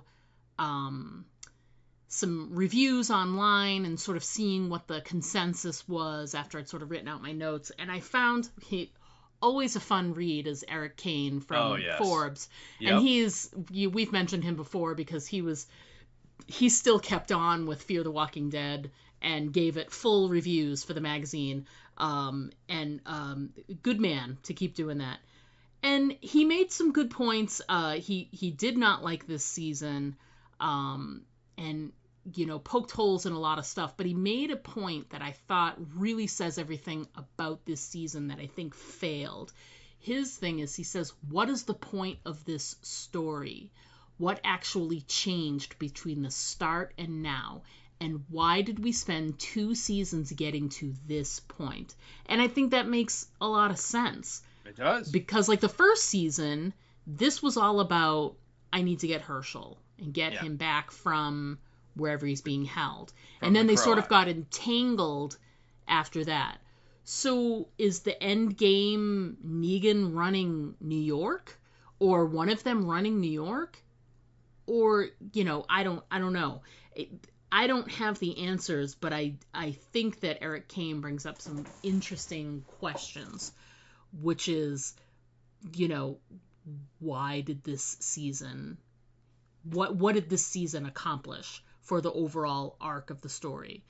I mean, maybe they'll get it together for season 3 and it'll sort of complete the arc, but I don't know. It's hard to say. Yeah, I agree. It was just we're basically right back where we started. Right. And so again, what was the point? And I don't know. I'm kind of torn because I would certainly, if they're going to do a season 3, yeah, okay, let's see what they're going to do, But if they don't do any more, I'm okay with it. I'm okay. It didn't work as great as I think we hoped it might. The potential when we first heard about, Maggie and Negan, the ultimate odd couple. How is this going to work? The way they solved the Maggie and Negan problem was they didn't really have them together very much. Yeah, I mean, in season 1 they did a little bit, but it was a different thing. They were working together to try and get Herschel back. This is like a totally different, it's a totally different feeling. And I just don't. Here's the thing. What would the main storyline of a season 3 possibly be? Would it be Maggie trying to repair her relationship with Herschel? Because if they're going to spend another 6 to 8 episodes doing that, you can not sign me up for that and I'll be fine. I'm really hoping season 3, like, Herschel makes a guest appearance in one episode, maybe. Yeah, I mean, if she decided that Herschel needs to be on his own and she does these other things and we don't see Herschel at all except for, like, maybe, some time jump thing that happens in the end, I think that'd be fine. Yeah.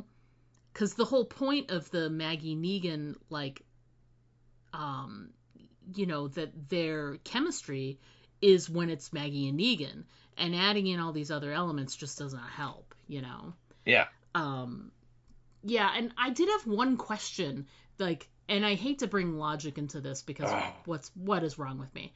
But I had a really... I hate this because I can't compete with logic, okay? This really big, interesting question come across my mind when you see that image of the New Babylon folks marching through the streets. Who's in charge?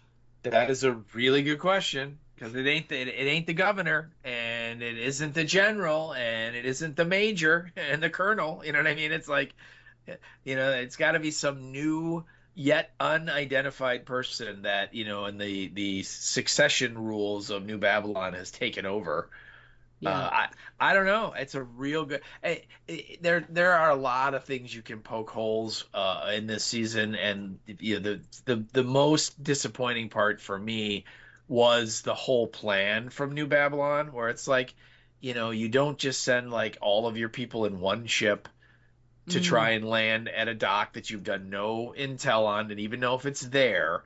And you certainly don't send like all of your high-ranking officers with the like cannon fodder wave of the invasion, which is what they did, right? Because the governor gets killed on the boat, the general gets killed on the boat, and then you just have Pearlie and Navarez left to command the like 20 people that survived, right? So yeah, so many questions as to what their organization is and what their overall plan was and so on. Yeah, it's really interesting. And unfortunately, I'm a little worried because they kind of are tying it to New York, to that they got to stay there. They can't leave. They can't go anywhere, because Maggie said, "Oh, I'm going to stay here. Oh, I'm going to take care of you." And Negan's going to stay too because he doesn't want to go out where his family is, because he doesn't like what he's become and all that. And Pearlie can't go nowhere because New Babylon will kill him. So I don't know. I like I said, like you said, if a lot of next season, if there is a next season, is Maggie trying to make it up to Herschel, I might have to fast forward through a lot of those episodes.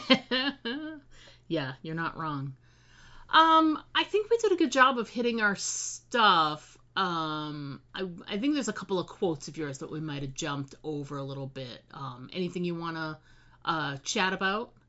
Just the one when after Negan puts down Ghoul Ginny, he has this little speech, and it's almost like a death speech to me, where I think that there might have been a multiverse version where this is where Negan dies, but I thought it was really a really interesting and well written one, where he says, like, he's lying on the floor. This is after he stabbed her, and he goes, I was so busy looking out for her, thinking I was looking out for her, that I missed it. I just missed it, and now she died. She died alone.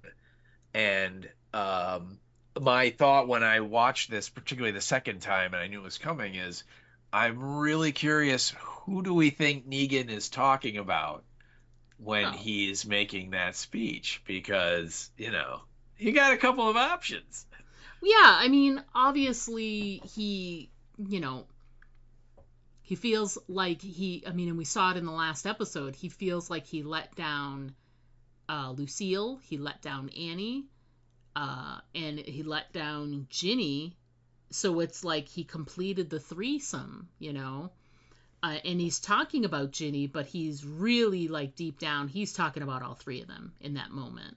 I don't think he's just talking about Ginny. You're right. He's talking about all of his losses there.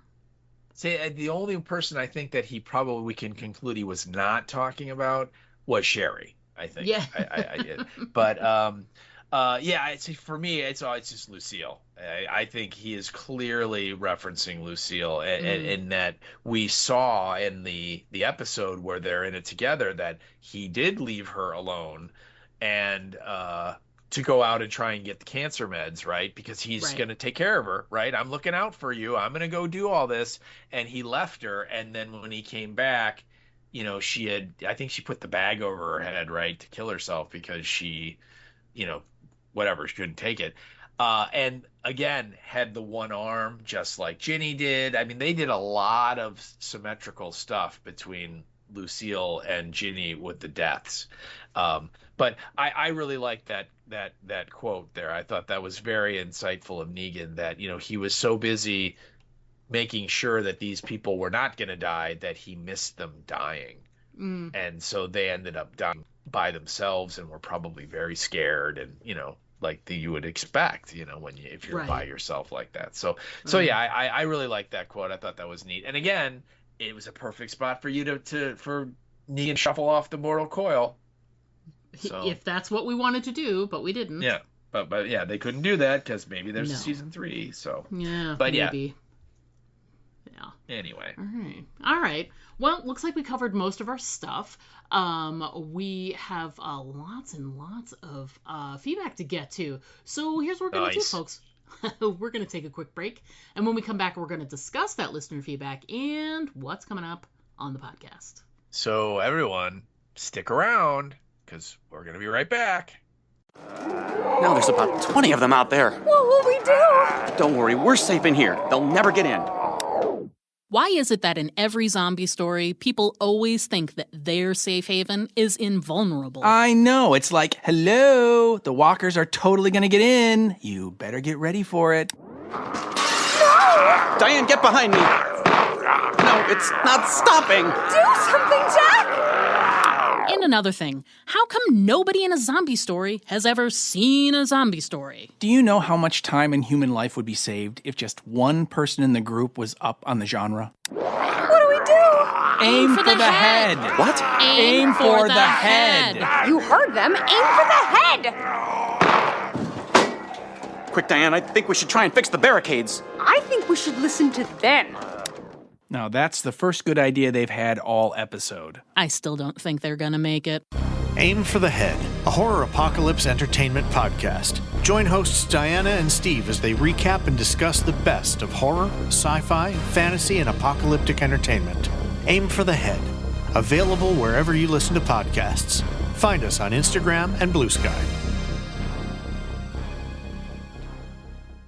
Hey there, everybody. We back. We're going to jump right into our listener feedback that we received. Got quite a bit of little feedback for some previous episodes as well as this week's episode. So let's just dive right in. And first up, our pal Andy from Germany resurfaced and had some thoughts on a couple of the previous episodes. So hello to you, Andy, and thanks so much for writing in your thoughts. Andy. First up, we've got some feedback for episode 5, and oh my god, what was the title of that episode? Because I don't have it in front of me. The Bird Always Knows. So that was the... Yeah, The Bird Always Knows. Yeah, there you go. That was the one where the whatevers were killed. Yeah, it's where all the foragers. people and the scroungers or the foragers, yes. Yeah, and yeah. that's where Purdy got that stupid little rock. Yeah, the stupid rock. So episode 5, here are Andy's thoughts. He says, "Hi Diana and Steve. No, we don't have beer balloons, but we do have a walker cannon shooting gas-filled exploding walkers. We got no radioactivity, but we do have methane. People who probably sniff too much methane are chanting, 'ah,' while being eaten by walkers. I definitely get fear vibes. They stuff so much nonsense in this episode. It's no fun anymore to point it out because it feels like they don't even try. I mean, what is Negan's intrigue good for? He can simply visit Dama at her room, kill her, drop a shoe of the Croat next to her, so everybody will believe it was the Croat. Why being subtle if you're dealing with morons?" I need to write that down because that's a mantra for everyday living. Everyone in this episode is so stupid, including, and he's using air quotes, masterminds like the Dama. Greetings from Germany, Andy. And he puts in a little PS and says, "Sorry that I'm really slow with feedback. I discovered AI Dungeon. Most of my typing is now spent on this." And I don't know what that is, but I'm glad that you're finding something that gives you pleasure. It's clearly not this TV show anymore. You know, I have not tried it. I've heard about it. It's like some kind of like an adventure game that's like text, and so you just type. Oh. It's an online thing, you know. So you're like, you type go left, and then it describes what you see. Open the door, and then you open, and then it'll say you open the door, and there's a dragon in there or whatever. But it's a big fantasy thing. I have not tried it, but yeah, it's called. If you just Google AI Dungeon, you can find where it is. So that's really cool, though. I'm glad. I hope you're having fun with it. I kind of want to try it out, and I agree with you. Yeah, I thought about it. I read this feedback before we started, and I kind of thought about it, and I'm like, that's true. That he did kind of set up this whole cat and mouse thing with the Dama and the Croat, and it's like, he could have just easily killed her or both of them really at any time. You know what I mean? It's like it's not like they were hard to reach and get to. Yeah. But yeah, I don't know. The show is what it is, right? This is the path that they took, so you just gotta kind of just go with it and just be like, okay. Yeah. So. Yep. Thanks for writing in for your episode 5 feedback, Andy. That was very appreciative. That's so great. Well, and then Andy followed up with another email with episode 6, so he at least got to watch 2 episodes ago. So we'll see. Hopefully that means in the next week or two we'll get feedback for episode 7 and this final episode we just got done discussing. And when you do send it in, Andy, whether it's when we're covering Fallout here coming up, we obviously will post it and discuss it and read it. So Yeah. So if you send it in, we will definitely talk about it. So anyway, he wrote, and so this is feedback for episode 6. And is episode 6 the bridge players, our partners are hard to find? Was that Yes. that one? Yes. Can't remember. Yeah. Okay. Yes. So it's the one with the bear, basically, is that episode. He starts out and he goes, "Hi, Diane and Steve." And he goes, "What an unbearable episode." he goes, "Maggie killed Baloo the cuddly bear. I can barely believe it." He goes, "This gives me bear vibes. No, fear vibes." Nice. It's like I watched this episode yesterday, and everything I can still remember is the stupid bear. Basically, it's the only thing you can remember is the stupid bear.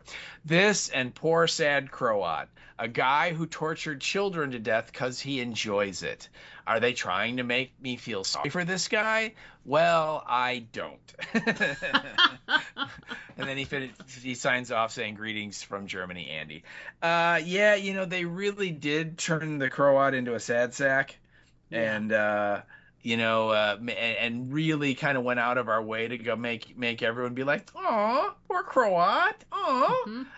And that flies completely in the face of everything Maggie said in season 1 when she was trying to get Negan to, go to the island with her to get Herschel, because the Croat had him.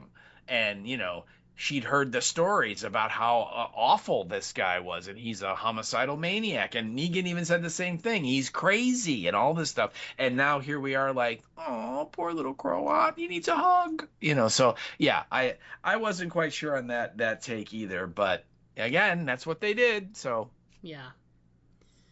Anyway, thank you for writing in, Andy. We're glad that you got your feedback in. And like I said, send in 7 and 8, and we will definitely cover it. Absolutely. And enjoy your time in the AI dungeon. Exactly. Yeah. And that doesn't sound weird at all to say that. Yeah, it doesn't. Next up, we got some episode feedback for this current episode.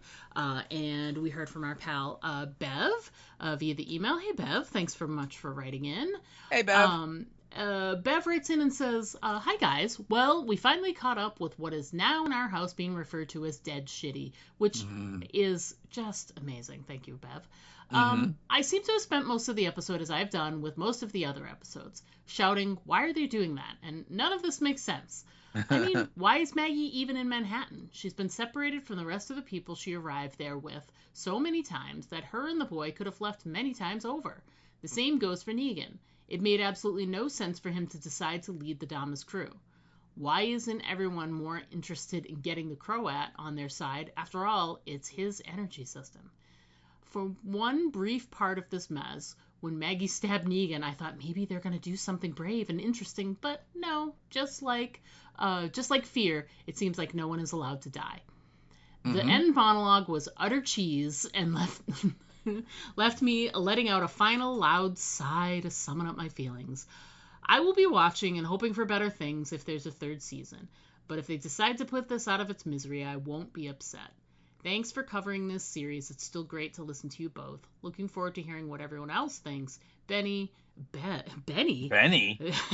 Bev from sunny and hot Devon. Sorry about that. I totally messed up and misgendered you. Oh my goodness. Wow. Benny. And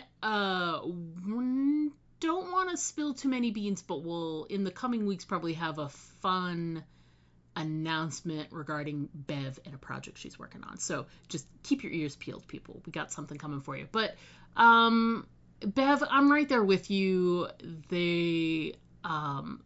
If they extend it, we will certainly watch and we will certainly cover the show. But I'm okay if they don't. Yeah. Which is so sad because they could have done more. They really could have done more, and they just did not. So, but thank you for writing in. We're sorry you had to go through Dead Shitty. Hopefully we'll cover some more interesting shows in the future, like maybe Fallout. I'm just saying. Like maybe Fallout. Yeah, maybe. Give it a try if you haven't watched. Yeah. All right. Thanks again, Bev. Thanks yeah. for writing in. Thanks, Bev. Appreciate it. All right, moving on. We received a piece of feedback by Karen, Don't Call Me Lauren Cohen, and she sent this in via the Facebook. So, hello, Karen. And she goes, I missed the last couple of weeks because I was on vacation with my family in this place called Chicago. Maybe you heard of it. Well, I mean, we could have totally gotten together and had like a meet and greet. This is, oh my God, you should have let us know. Oh well. Okay. Maybe there's always next time. So the next time you're in Chicago, let us know. Absolutely. We could have done something. We could have gone out and had a deep dish pizza or something. It would have been great. Yeah. So, all right. So she goes on to say just a few thoughts in no particular order. Maggie and Glenn used to sleep up in the guard tower back at the prison. That seems pretty high up with no issues. Yes, I am right there with you in that I have no memory of Maggie ever freaking out about heights until that episode we just saw from like last week, right? I mean, never, ever. But again, the story required it, so there it was. Bruegel's death was great. I agree. I don't like it that Herschel picked that creepy Dama over Maggie. Maggie, Negan, and Pearlie are what now? A team? If I was Pearlie's wife, I would be so pissed at him. He's basically abandoned them. Well, I guess we don't have to deal with Ginny's boring character anymore. No, thank goodness we do not. Nice. I don't know if we need a season 3. I think it would revolve around Maggie waiting for Herschel to come around and the Three Musketeers just milling around New York. Meh. Enjoy your pod break. So, and it's kind of funny. I mean, we're kind of hearing the sentiment here, I think, from the 3 pieces of feedback we've read, or the 3 people that have sent feedback in. I think all of them are saying in one way or another, if they don't do any more of this show, we're good. Yeah. Which is sad. It's a shame, Yeah, it is. It really is. I know, again, I like these 2 characters more than you do. So I would certainly want to see a 3rd season just because I like the actors. I like Jeffrey Dean Morgan. I like Lauren Cohen, and I like Maggie and Negan. So I think, anytime you get a chance to see them keep playing those characters is fun. But I'm kind of at the point everyone else is, which is, if they were to say, that's all we're going to do, I would not be that crushed or broken up about it. I would just sort of be like, okay, So anyway, thank you for writing in, Karen. I hope you enjoyed the Windy City when you were here. And the next time that you and the clan are heading out, if you come back to Chicago, let us know. Yeah, I swear we're not weird. Much. We're mostly normal. Mostly normal. Mostly. Thanks for writing in, Karen. It was nice to hear from you again, and hopefully we'll hear from you when we're covering our next couple of series. That'd be great. Yeah. All right, so next up we heard from our pal Erica Price. It would feel weird if we didn't. Via Facebooks. And Erica says, I still can't believe that little shit is betraying his mother. Could she not have waited a bit to start aggressively sawing at her bindings? This explanation from the Dama about her miraculous death dodge is not enough. We saw her burning. We saw she wasn't strong enough to lift the candelabra. What we needed to learn was how did she swap herself? She had to have had help. The under-the-table walker reveal was neat, but how did they get them under there all at the same time? I can't just see them trying to lower it and having to poke the walker back underneath. Like, ooh, get under there. Why wait until the majority of your people are dead on the ground to knock the Trojan statue over to get at the swords? She is officially the worst lookout ever. See? She agrees with you. Oh, that woman, whatever, epic fail. I mean, should not have been given that job. She says, maybe she needs glasses. Oh, wait, she has binoculars. Never mind. Okay, that was a pretty cool way to kill Bruegel. Maggie stabs Negan in the back, watches him crawl away, and then hands him a knife? Dumb. Does Negan not realize it was Maggie that stabbed him in the back? They're just sitting there and he ain't even mad? It looks like we're in for more Fear the Dead City. Whee! Oh, Fear the Dead City, no! I like Fear the Dead City. That's a good one. Well, it should be Fear the Dead Shitty. right? Yes, yes. Combine all of the terrible names. You know, she makes a good point, which I didn't even think of. Is it clear to Negan that it's Maggie that did it? I don't know. I don't know. Yeah, I mean, yeah, and he like they were all very chill for the way they were all like literally 5 minutes earlier they were all trying to kill each other, and then they're just like hanging out, like Yeah. they just said like, hey man, let's go get some shawarma. I mean, it was yeah. I don't know. Like I said, very strong vibe that there were reshoots and they changed a lot at the very last minute. And that scene of them sitting around in that, school, doctor's office, wherever they were, easily could have been redone. They could have shot that, or maybe they shot it for the first time. Maybe they added that whole section at the end because they were trying to change the ending of the episode because maybe they think they're coming back. I don't know. It just certainly felt that way. Yeah, it's possible. And thankfully, with your little commentary there, now I really want some shawarma. Hey, I try. It's what I do. Damn it. I was just channeling the end of the Avengers, but, Why wouldn't you? So, coming up on the podcast, folks. So, we mentioned before, we're coming close to the 4th of July holidays. Celebrated here in our in America, where we celebrate our freedom from the Brits. Sorry, Bev. And so no, at this point, I think we would welcome the Brits back. So. Right. And Steve and I are both taking some vacation time, and I am mostly going to be off leading up to the 4th of July weekend, and he's going to be off the week sort of after the 4th of July weekend. So that being said, we just thought it'd be simpler rather than trying to squeeze stuff in. We're just going to take the next couple of weeks off, and then we'll be back on the 14th of July, where we're going to start. I don't know if you heard us talking about it already, but we're going to cover Fallout Season 1. It'll be good. We're pretty excited about it. So here's your chance. You've got a couple of weeks, and I'm going to throw some social media stuff up to remind you guys, if you haven't watched it yet, if you're here in the States, you're leading into a nice long weekend, you could binge it. It's 8 episodes. I went through it really fast. But you've got 2 weeks. You can, at the very least, watch the first episode so that you can be podcasting with us or following along while we cover. It's a great series. It's a really interesting take on an apocalyptic event and how people sort of world build and live after the apocalypse. Obviously inspired by the Fallout video game. And we will again be coming at it from a very similar perspective than we were for Last of Us, which is Steve has played this game and I have not. And I've only watched the series. So we're looking forward to covering the show, giving it that sort of unique perspective of the two people who've sort of approached it from two different places of experience, as it were. So we're looking forward to that. So hopefully you guys are too.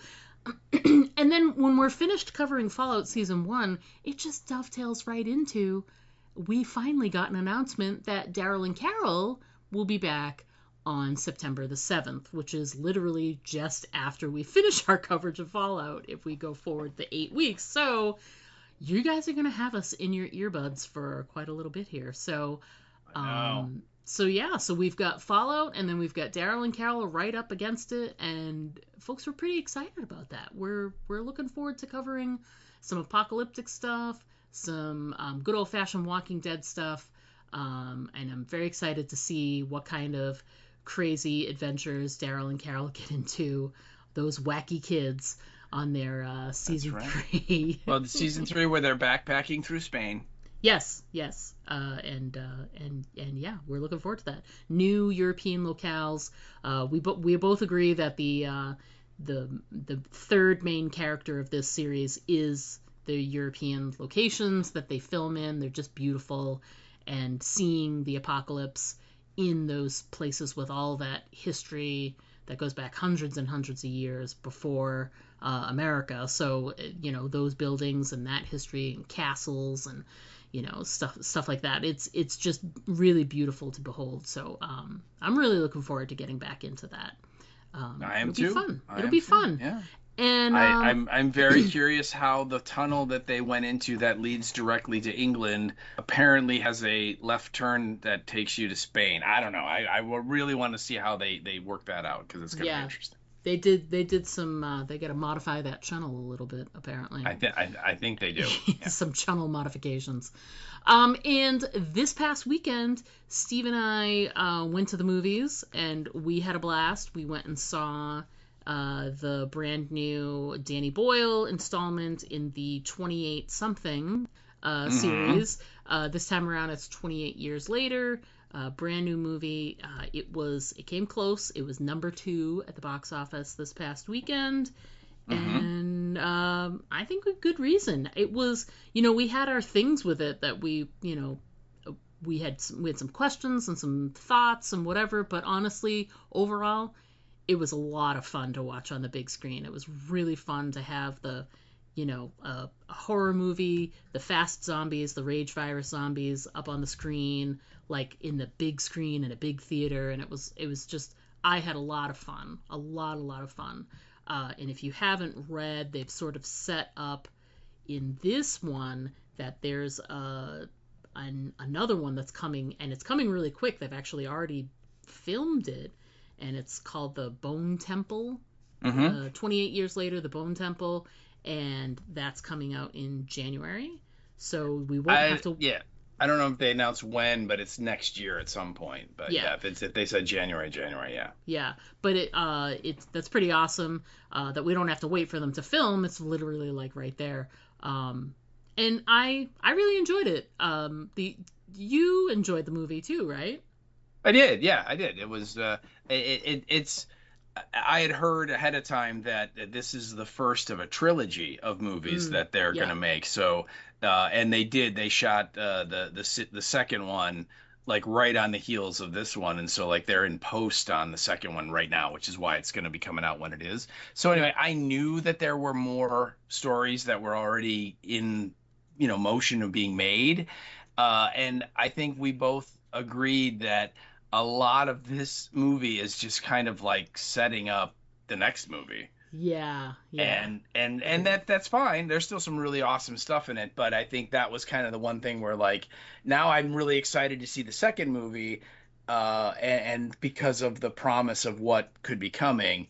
And I think that if they would have had maybe a little stronger story for this one, I would have enjoyed this movie more on its own, as opposed to it being a a big long trailer for part 2. Yeah. So it was a lot of it was set up, but there were a handful of like set piece scenes that were genuinely scary. There was some genuine like fright and doom and it just Ray Fiennes was great. I just wish he'd been in more of it. Was my thing. Yeah. But the cast is great.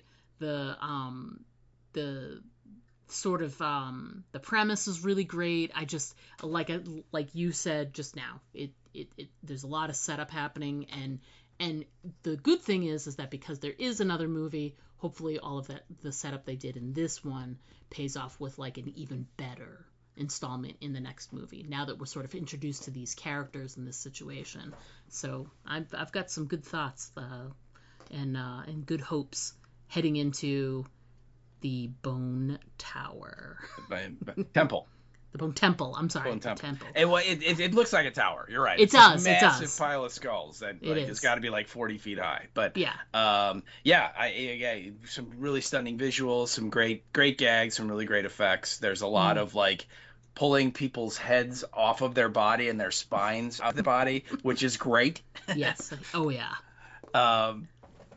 So and we see like different. It's not just like the sprinting track infected people. There are like other kinds of infected people that have kind of evolved, and that's really interesting to kind of see that development. And And I mean, without giving it away, the scene with the partially eaten shoelace is scary as fork. Yes. So, yes. Yeah.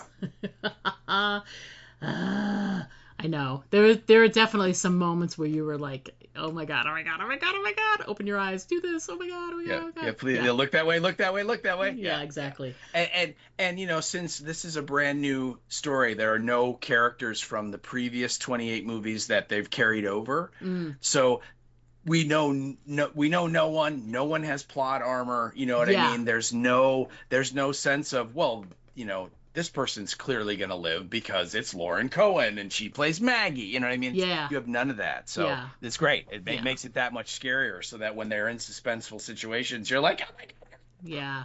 So. Yeah, it was refreshing to, spend the weekend watching something where no one had any plot armor. You make a good point. Yeah.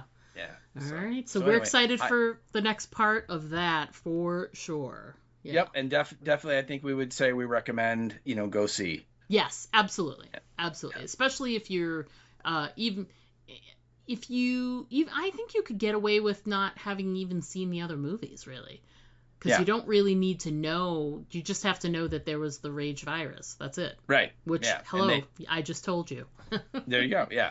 Yeah. And if you are, I did notice this over the weekend that 28 weeks later, which is the second of the two, it is available right now on Tubi, so you can watch it. It does have commercials, which isn't great, but it is an uncut version of the movie. There's they don't cut anything out. They have cruel language and violence, and if there's any nudity, there'll be nudity. And so it's exactly how the movie was released in the theater, and it's free. So if you want to catch up, if you feel like I haven't seen 28 weeks later in a long time, you certainly can. Like you just said, though, it's not really necessary. There's nothing that you need to know happened in the first two movies to understand what's going on here. Yeah. Now, I don't know if they'll expand on that a little more in the next movie, but for this one, for sure, you don't really need that base of you just need to know that something happened and then go from there. Yeah. So infected people, country overrun, quarantined by the rest of the world. If you're on the island, you're stuck. You can't leave. Yeah. Off you go. Exactly. Yeah. All right. Anything else we need to discuss before we wrap it up this week? I don't think so. I think we knocked off another series. How about that? I know we did it. It's so exciting. Well, folks, we're gonna go ahead and wrap it up. We look forward to chatting with you again in a couple of weeks when we come back after our vacation and we start discussing Fallout Season 1. We're really excited to discuss that one with you. But until then, as always, I'm Diana. And I'm Steve. Don't forget to always aim for the head. Because those body shots, they just don't work. To send us an email, write us at aimfortheheadpodcast@gmail.com. And our Twitter handle is @AFTH Podcast. Pictures and video are always welcome at our Instagram account, Aim for the Head Podcast, all one word. But the best way to keep in touch with us is to just like our Facebook page to get all of our updates in your feed.